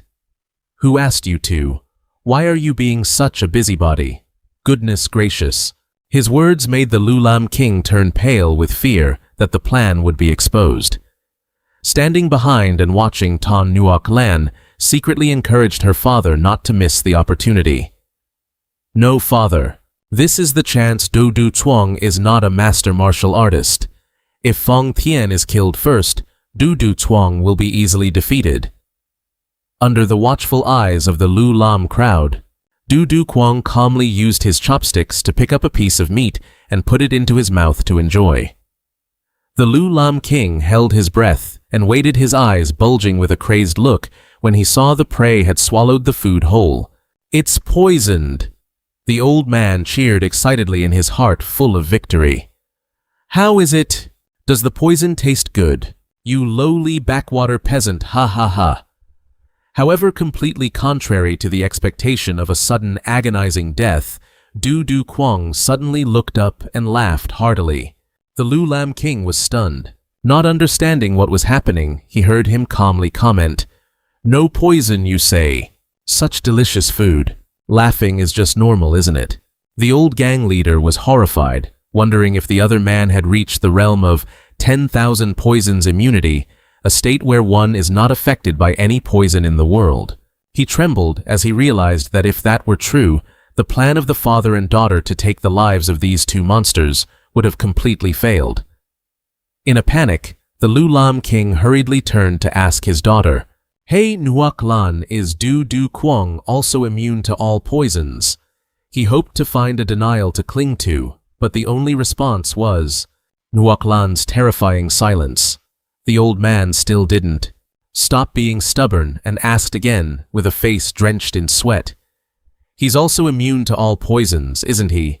Tan Nuoc Lan at this moment could only stand frozen, her face showing utter shock at the unfathomable strength of the new sect leader. "Well, that was unexpected, wasn't it, sweetheart? What were you expecting from him?" The Lu Lam king was drenched in sweat, screaming inwardly in fear. Damn it! He was horrified, imagining the scene where the entire Lu Lam would be engulfed in flames and wiped out completely. If Du Du Kwang actually lost his life because of this dish. Realizing a catastrophe was about to strike, Tan Nuoc Lan hurriedly sent a sound transmission to urge her father, "Quickly drop the food tray, spill it all out." Listening to his daughter, the Lu Lam king pretended to trip and shouted loudly, "Oh, I slipped." He intended to knock the tray away to destroy the evidence, but Fong Thien, with lightning speed, reached out and caught the meat plate right in midair. He calmly mocked, "Oh my, you have to be careful. This dish is too special. I'll take it in myself." The Lu Lam king frantically tried to grab it back. "Ah, no need, I want to show my loyalty." Saying that, he suddenly burst into tears, which even surprised Fong Thien, who asked, "Are you crying? Nobody touched you. Nothing happened, so why the sudden crying, old man?" In reality, the guard had already seen through his soul. He gritted his teeth in indignation inwardly. "Right. You bastard! Are you planning to kill your master?" Ignoring the suspicion, the Lu Lam king continued to sob and act, "I want to serve it to the master myself. Sniff, sniff." Witnessing this scene, Du Du Kwang laughed and praised him. "Ha ha, your loyalty is truly commendable." But Fong Thien's killing intent had reached its peak. He closed in and roared threateningly right in the gang leader's face. "Let go, you bastard, before I kill you." The Lu Lam king trembled and fell to his knees on the floor in utter despair, realizing he had run out of options just as his life was hanging by a thread. Tan Nuoc Lan suddenly stepped forward and blurted out a sentence that left him stunned. "Antidote." That's right. The antidote must bring the antidote. Tan Nuoc Lan realized the plan was going off the rails and could lead to the extinction of their sect. But immediately, a crazy thought popped into her head.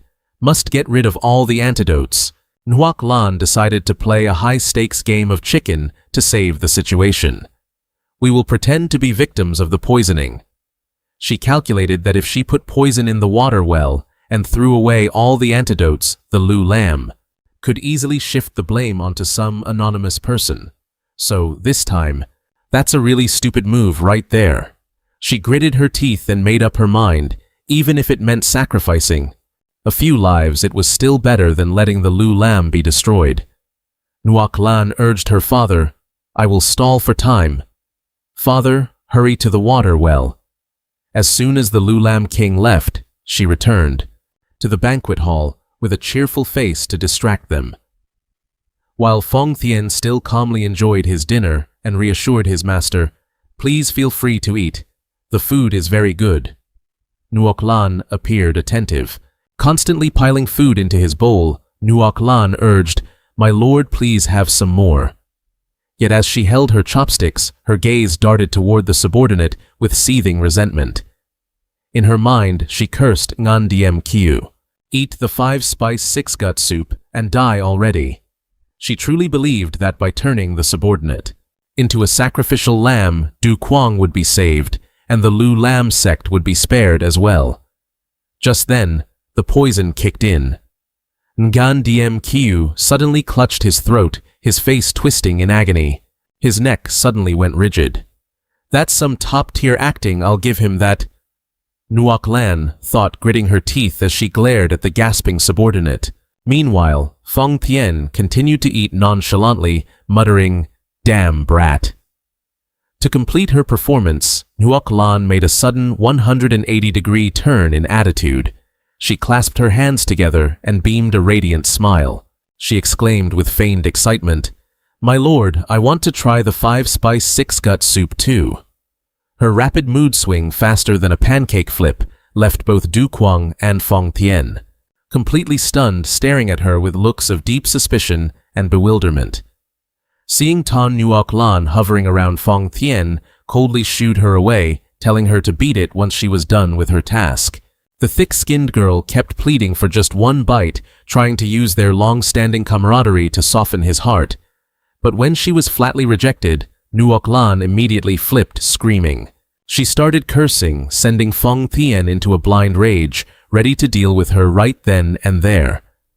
Du Kuang hurriedly stepped in, chiding his guard for causing a scene during a meal. Seeing his master speak up, Feng Tian had no choice but to bow and apologize. Du Kuang, seeing Nuoc Lan's pathetic state, promised to have a separate plate brought for her later. Nuoc Lan rejoiced and thanked him, but in truth, she was secretly gloating. Her begging for food act had successfully cleared away any suspicion regarding the Lu Lam sect poisoning the meal. Small fry acting like a saint, huh? He must be curious about how good this food is, to be craving it so much. Du Kuang casually picked up a piece of meat and popped it into his mouth. Behind them, the Lu Lam king and Nuoc Lan held their breath, tracking his every move. The old gang leader secretly rejoiced seeing his prey finally swallow the poisoned bait. While savoring the flavor, Du Kuang couldn't help but praise the excellent taste of the dish. Just then, the Lu Lam king burst into the room, looking panicked and asking for updates, which infuriated Feng Tian because his master's meal had been interrupted. He's probably like, "Can't a guy eat without this father-daughter duo constantly bothering me?" The guard was about to threaten to dispose of this intruder, but his eyes suddenly bulged as he noticed a horrific change in the new cult leader. Du Kuang suddenly collapsed. He coughed up blood incessantly, staining his palms a deep red full of agony. His eyes rolled back in his head as his face distorted from the rapidly spreading poison. Fiercely, right there in the hall, Feng Tian screamed in despair. "My lord!" Du Kuang's body lost all strength and slumped over. His breath grew faint. Feng Tian rushed over to catch his master, his face twisted in anxiety as he witnessed Du Kuang lose consciousness completely, with blood smeared across his mouth. "Oh no, my precious moonlight. Has he really fallen for the trap?" Clutching the cooling body, Feng Tian choked out, "Master, no. I can't let you go." He was determined to save him at any cost. "I will definitely find a way to detoxify you. Punish me later." He immediately produced a shimmering blue spirit pill and cautiously placed it in Du Kuang's mouth. That was the Heart Origin Spirit Pill, a divine medicine on par with the Shaolin Great Restoration Pill, a precious treasure that only the supreme masters of the demonic cult were allowed to use. The Lu Lam king tremblingly reported the emergency. "Someone has poisoned the well. More than 30 of my subordinates have been poisoned." Hearing this, Feng Tian's rage erupted violently. His face turned as terrifying as a demon's radiating murderous intent. He roared, issuing a cruel ultimatum. "I'm giving you 2 hours. If you don't bring a renowned doctor here quickly, then you'd better be prepared to lose this damn Lu Lam sect of yours." Under the suffocating pressure, and the threat to wipe out his entire sect, the Lu Lam King could only scream in sheer terror. At your command. Under the quiet night, Nam Kung Uyen suggested, tomorrow we should go to the Lu Lam headquarters. Mo Dung Von Thien, standing nearby, nodded thoughtfully. The Black Dragon Gang's sudden disappearance is truly strange. Ban An Lok wondered about the strange behavior of their rivals. Why would Lu Lam kidnap all the chefs? Could it be they want to open a restaurant? Ra Kak Teo Min calmly added, we'll know when we get there, but remember, we are not here to start a war. This reminder was immediately met with agreement, because Lu Lam had long been known as the strongest force, so strong that even the Black Dragon Gang had to form an alliance with the 7 ghosts of Vo Sun to even have a chance against them. Mo Dung Van Thien silently told himself that grasping the current situation was enough, and he was genuinely looking forward to the upcoming encounter. Suddenly, shouts tore through the air. A famous doctor catch that doctor. Observing from above, the group couldn't help but be shocked by the chaotic scene below. Someone questioned whether that was one of the Lu Lam leaders, but Nam Kung Uyen quickly signaled for silence. There's even that crazy woman blowing a whistle down there. Below, the Lu Lam King was clutching his head, screaming in total despair. We're all going to die. Do something, we can't just die like this. What are we supposed to do, heavens? Witnessing his cowardice, Tan Nuoc Lan flew into a rage. She barked, Father, you're losing your mind. Keep some dignity as the Lu Lam King. This shocking truth left the Nam Kung Uyen group completely astonished to realize that the fierce girl was actually the daughter of the Lu Lam King. The Lu Lam King was currently pulling at his hair, in total desperation, leaving the young masters of the great clans watching from afar, completely stunned. At this rate, even pulling your hair out won't save you. They couldn't believe that the person crying so pitifully was him. And who should it be but the most powerful king in the history of the Green Forest? Just then, one of his subordinates rushed over with a group of people and reported, I've brought every master physician here. Hurry up, if you don't, they'll all be dead by now. The Green Forest King's eyes flashed with a cold, piercing glare as he roared decisively, Good. Now pick out the ones who actually have real skills. However, those so-called master physicians all revealed their true faces simultaneously. Terrified, one trembled and confessed he was just a quack who had only learned a few tricks. Another rolled his eyes and admitted he had a twisted hobby of killing his patients. One even cast aside all shame, screaming that he wasn't a physician at all, but a thug, not even worth being a bandit, then tried to find a way to escape. The chaotic scene unfolding before him left Tan Nuoc Lan standing silently watching as the people trampled over each other to get away. From that day on, a philosophy was born in a life-or-death moment. One will cast aside everything, even their honor, to preserve their own life. The Green Forest King's anger exploded. He swung his gleaming great blade and roared cruelly, Drag the last one behind the mountain. If you want to survive, pick the best ones. Witnessing the madness of the guild leader, Nam Kung Uyen stood high above, unable to help but wonder. First the chefs, now the physicians, all taken away mysteriously. Seeing the Green Forest King still healthy, he pondered to himself, then who is the one injured? Inside the quiet room, Du Du Kwang lay motionless on the bed, his face pale and his eyes tightly shut. The physicians stood around, but each one trembled not, daring to attempt a cure. The complexion of the new cult leader was now extremely grave. His breathing was as faint as a candle in the wind. Witnessing the hesitation of the doctors, Feng Tian was enraged. He roared with killing intent. What are you just standing there for? He lunged forward, grabbed a physician, and forced them to act immediately, before his fury wiped them all out. A hand of steel suddenly grabbed a doctor by the collar, leaving him terrified and wondering who had pushed him into such a desperate situation. Behind him, the Green Forest King with a fierce face roared, "It's me." Trembling as he approached the sickbed, the doctor stammered, I will check his pulse first. Standing right next to Anna Fong Tien, who coldly threatened him, making him lose control of his bladder. If you don't cure this man, you won't be coming back. He hadn't even started treating him yet, but being scared like that, he might have even wet his pants. The doctor carefully used a needle to draw a drop of blood, telling himself he had to identify the exact poison used.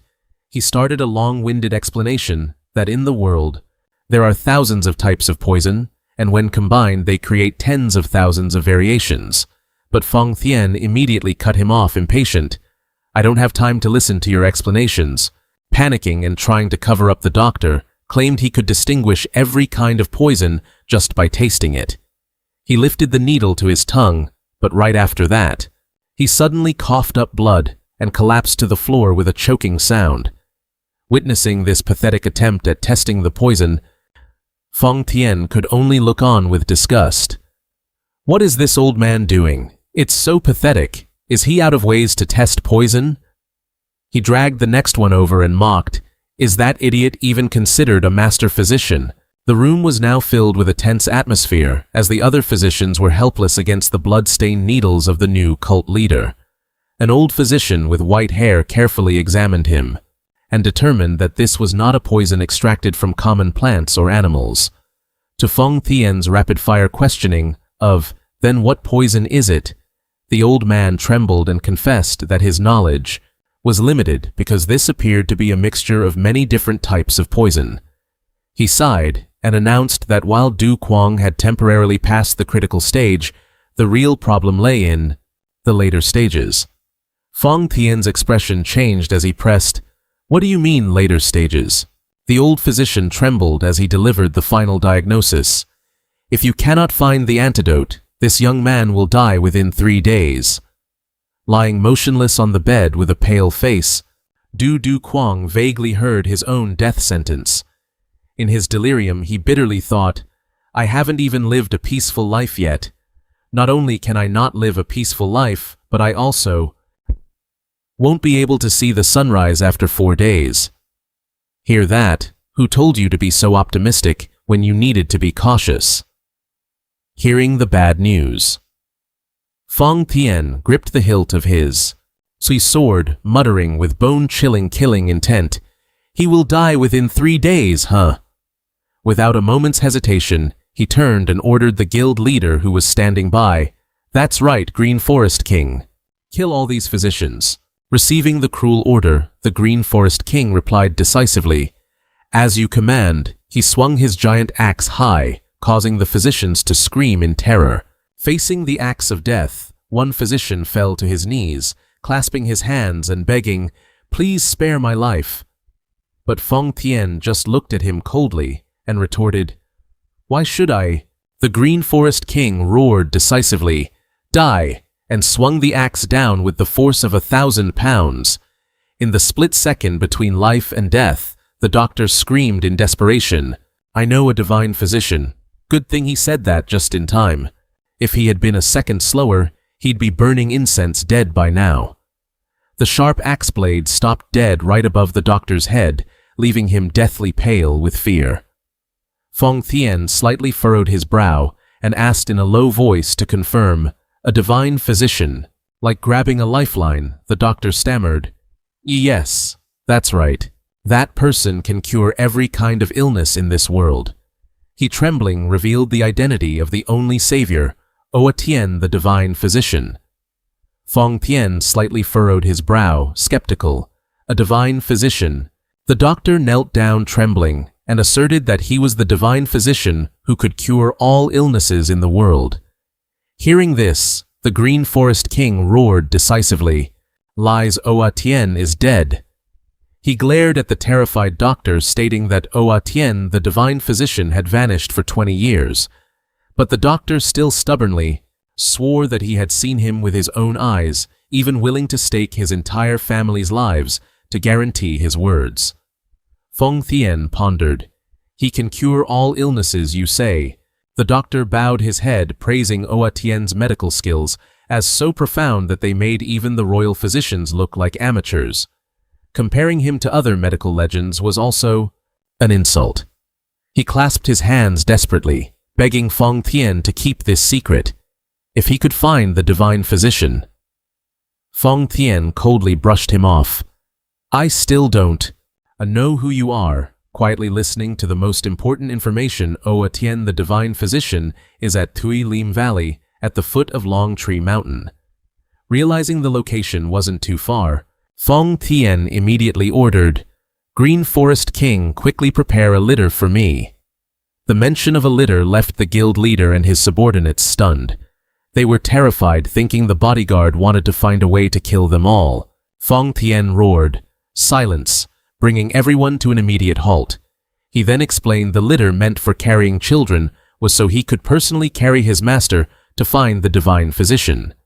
Now is the time. I'm trying to save my master. Why would I have time to go around killing people?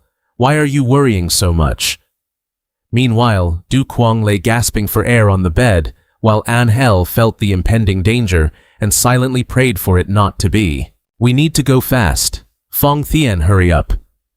Seeing the master's condition becoming increasingly critical, Feng Tian shouted in a panic, The master is in grave danger. Move faster. The Lu Lam King hurriedly obeyed, rushing to prepare everything for the journey. At this moment, Du Kuang was in so much pain, he just wanted to scream internally, I meant go slow. But Feng Tian completely misunderstood the master's intention. He went crazy and turned to yell at the Lu Lam King, You scoundrel, the master told you to go faster. Wait, is he really understanding things, right? He keeps doing the exact opposite, man. It's so frustrating he might just drop dead out of nowhere. Du Kuang looked at his insane bodyguard in distress, unable to speak, while Feng Tian was already ready to take off. Immediately, Feng Tian reassured the master that he would use his Lightfoot skills slowly so as not to affect his wounds. He carefully wrapped the white silk cloth. He strapped Du Kuang tight onto his back, but the pressure was so intense it made Du Kuang suffocate. He rolled his eyes back and cursed internally in agony. Damn it all, seriously! I'm about to suffocate to death, this guy is unbelievable. Witnessing that scene from the doorway, the Lu Lam King and his daughter could only freeze in horror. Tan Huoc Lan asked worriedly if Du Kuang was still alive or not, but Feng Tian completely ignored her. He coldly declared, Master, let's go. Instantly, the bodyguard unleashed a thunderous leap that shattered the roof of the palace and shot into the sky like an arrow. The Lu Lam King watched the debris in shock. He stammered, That guy, he said he was going to go slowly. Nuoc Lan panicked and asked her father about Feng Tian's insane actions, only to be told that the bodyguard was going all out. He was rushing to find the divine doctor Oa Tian to save Du Kuang's life. Hearing that the divine doctor was still alive, Nuoc Lan shouted in surprise. She realized that if Du Kuang died on the way, Lu Lam would surely face total annihilation. So she urged her father, We have to follow them too. We must pretend to be as loyal as possible. The Lu Lam King was startled, realizing the severity of the situation. He gritted his teeth and gave the order, Summon all the leaders to leave immediately. And this guy, he's a father, but he sure loves listening to his daughter. What a pushover. Meanwhile, at the foot of the mountain, the groups from the great families were silently entering the disputed area. The young masters of the righteous sects were confused, not finding any traces of the Black Dragon Gang or Lu Lam on the mountain. Just as they were doubting, a beam of green light tore through the night, streaking by with terrifying speed. The martial arts geniuses only had time to widen their eyes in horror as they felt an immense pressure flash past them. They trembled and wondered what that was, because that speed completely exceeded human limits. One of them stammered in shock, That could only be a demon carrying something on its back in the middle of the night. The dark shadows streaked by at a terrifying speed, leaving the righteous sect young masters stunned. They realized that among them were the Lu Lam King and his daughter, who was frantically running in the direction of that green light. Nam Kung Uyen contemplated and concluded that something major must have happened at the Lu Lam headquarters, making them face a difficult choice: keep going up the mountain or follow the tracks of that sect leader. Just as they were hesitating, a small figure suddenly appeared. behind them, making the whole group jump in alert.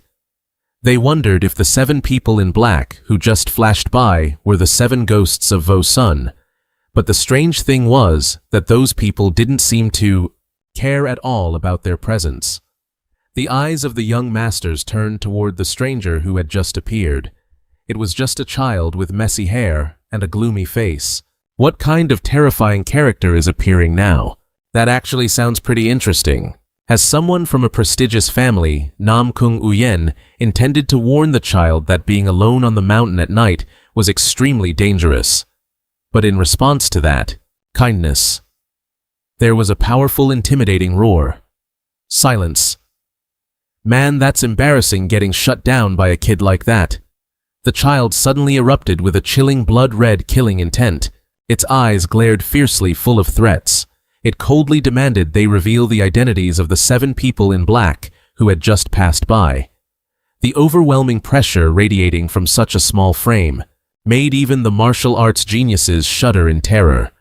That person clicked their tongue, mocking the young people in front of them for being useless, then nonchalantly turned and left, as if nothing had happened.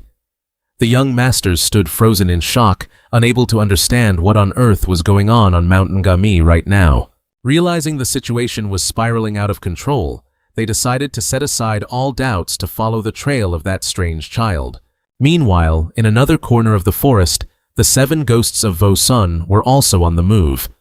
The 3rd ghost, Truyen Hon Ku, grumbled to his eldest brother about having to surround Lu Lam until when, especially when the Black Dragon King has completely disappeared without leaving any trace.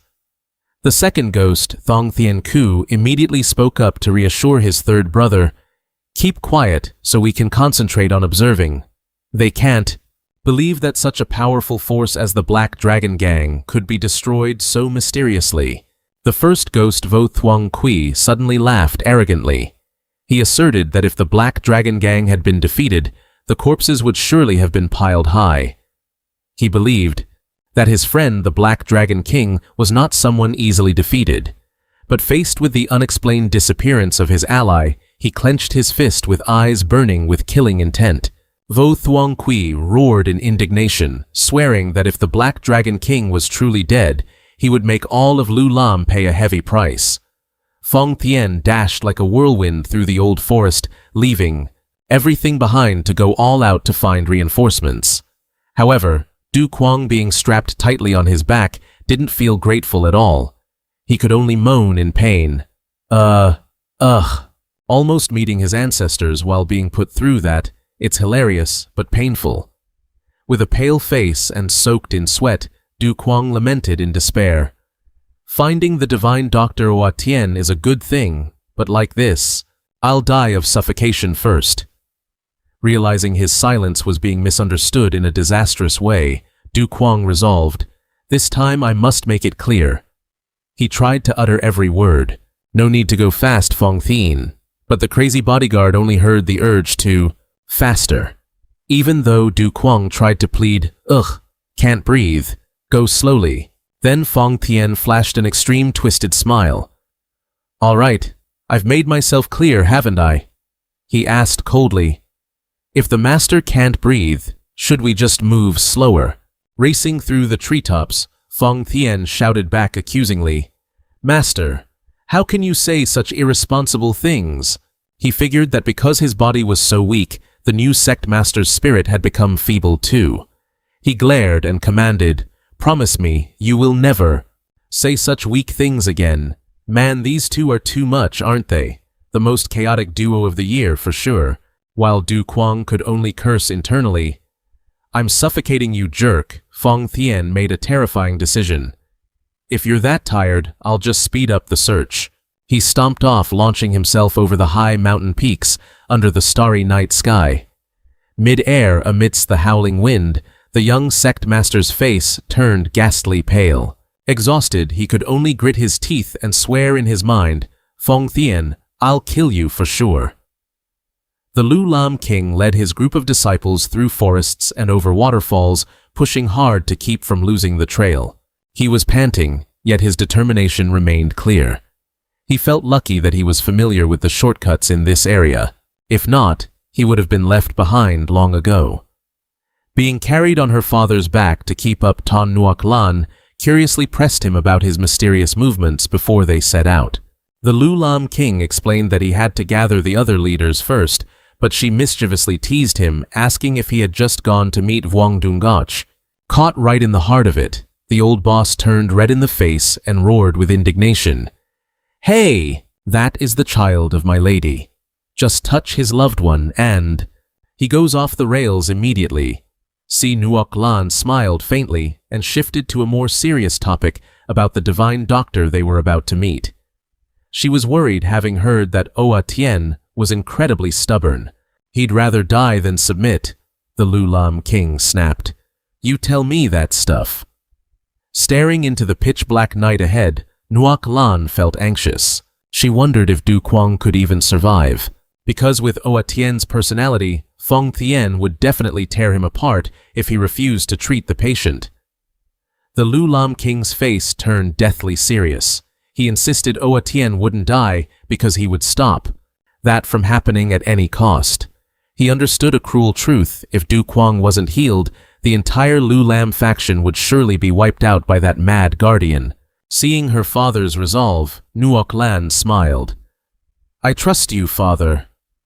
"Ah, that's sweet, isn't it? A touching bond between father and daughter.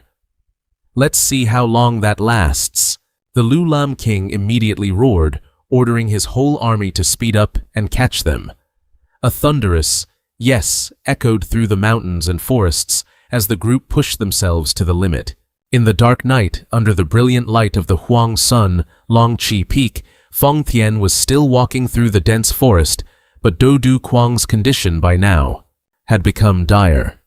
He went limp on the guardian's back, his face deathly pale, drenched in sweat, and breathing in short, painful gasps.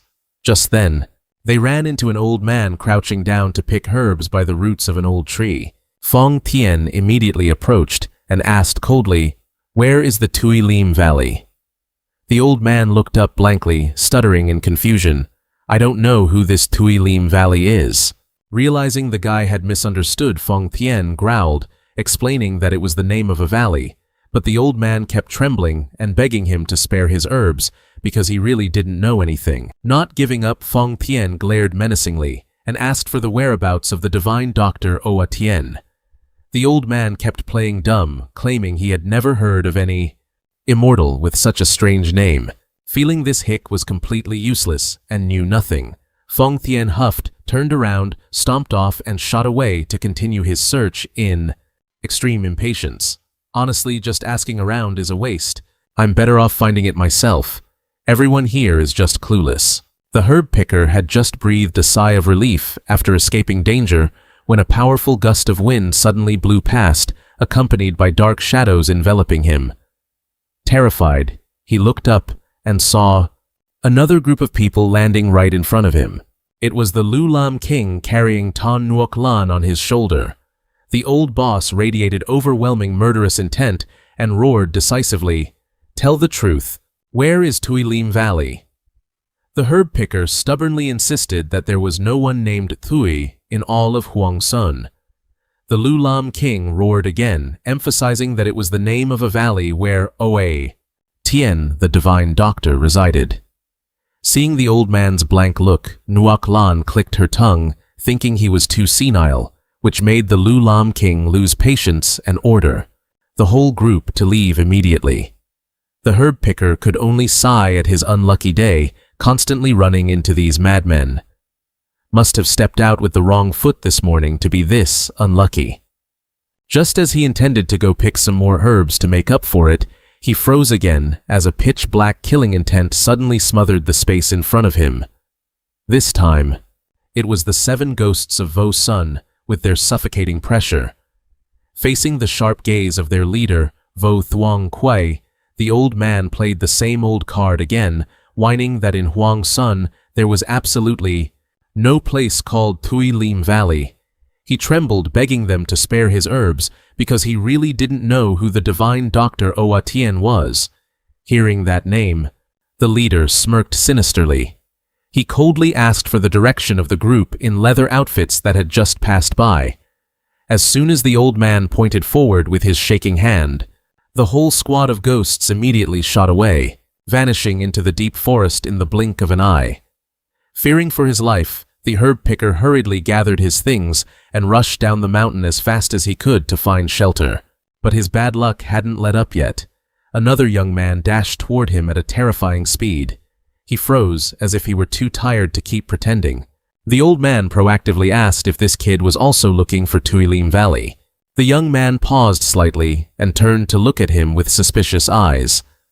Nam Kung Uyen and the young master's group approached the herb picker, and he politely bowed his head to ask for information. "Excuse me, old man, but do you happen to know?"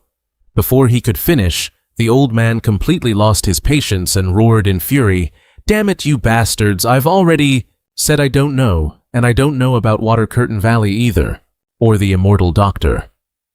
The shout hit like a thunderclap, leaving Nam Kung Uyen dizzy. She could only gasp in terror. "What the hell is this? Did I do something wrong?" However, he immediately memorized the two crucial names he'd just heard, Water Curtain Valley and Immortal Doctor. Realizing they had the necessary information, Nam Kung Uyen quickly shouted, "Thank you, sir." Nam Kung Uyen and the group rushed into the forest in the direction pointed out. Watching the youths disappear, the herbalist clicked his tongue, "Damn it," and decisively tossed his herb basket onto the ground. The simple-minded expression from a moment ago completely vanished. He stood tall with the aura of a grand master, lost in thought about the sudden appearance of the Lu Lam clan and the wealthy family brats. He wondered who the 7 men in black and that child were, but what worried him most was the most dangerous one of them, All Fong Tien. Feeling like his brain was about to explode from so many unexpected events, he stomped his feet hard and bolted off at an incredible speed. As he glided through the canopy, he muttered to himself, "So has the time finally come to leave Fragrant Mountain." Fragrant Mountain was truly a beautiful place with its majestic pine forests and magnificent cascading white waterfalls. And finally, in the midst of that grand landscape, Du Quang was living through a real-life nightmare, being lugged around by Fong Thien at breakneck speed. He cursed inwardly, "Is this guy insane? What the hell is going on? Running since this morning. Without a single break, my head is about to explode." Ignoring his master's agony, Fong Thien gritted his teeth and pushed himself to the limit. He roared with determination, "Master, please try to hold on. I will not let you die." Being tossed around on his bodyguard's back, Du Quang could only scream in despair, "You're going to be the death of me, you lunatic." As they soared over the high cliffs under the twilight Fong, Thien thought to himself, "If many people work together, surely we will soon have good news." Just as they touched the ground, Du Quang asked in shock, "Many people?" He was stunned to see the Lu Lam King, his daughter, and a crowd of bandits already gathered, waiting for them. Without a hint of politeness, Fong Thien glared at the Lu Lam group and shouted, "Have you found Water Curtain Valley yet?" Tan Nuoc Lan, currently supporting her exhausted father, reported timidly, "Sir, we still haven't found him." Acting like a madman, Fong Thien roared, "You bunch of useless fools! Can't do a single thing right." The Lu Lam King could only bow his head in complete helpless apology. The crazed bodyguard screamed at the wretched crowd, ordering them not to run around anymore. He then immediately stomped his foot and shot off like a bolt of lightning. Tam Kwai Trui Hon Ku of the 7 mountain ghosts roared with killing intent, threatening to slaughter anyone who dared to run around. Suddenly, a hand landed on his shoulder to calm him. "Calm down, third brother." It was Dai Kwai Vo Thuong Kwai Lao, looming over them with an overwhelming gaze. He declared that they hadn't come to start a fight. However, he added a threatening caveat: the opponent's answer would decide whether the 7 mountain ghosts would leave in peace or not. Vo Thuong Kui stared straight at the Lu Lam King, questioning him about the strange disappearance of the Black Dragon Gang on Imei Mountain.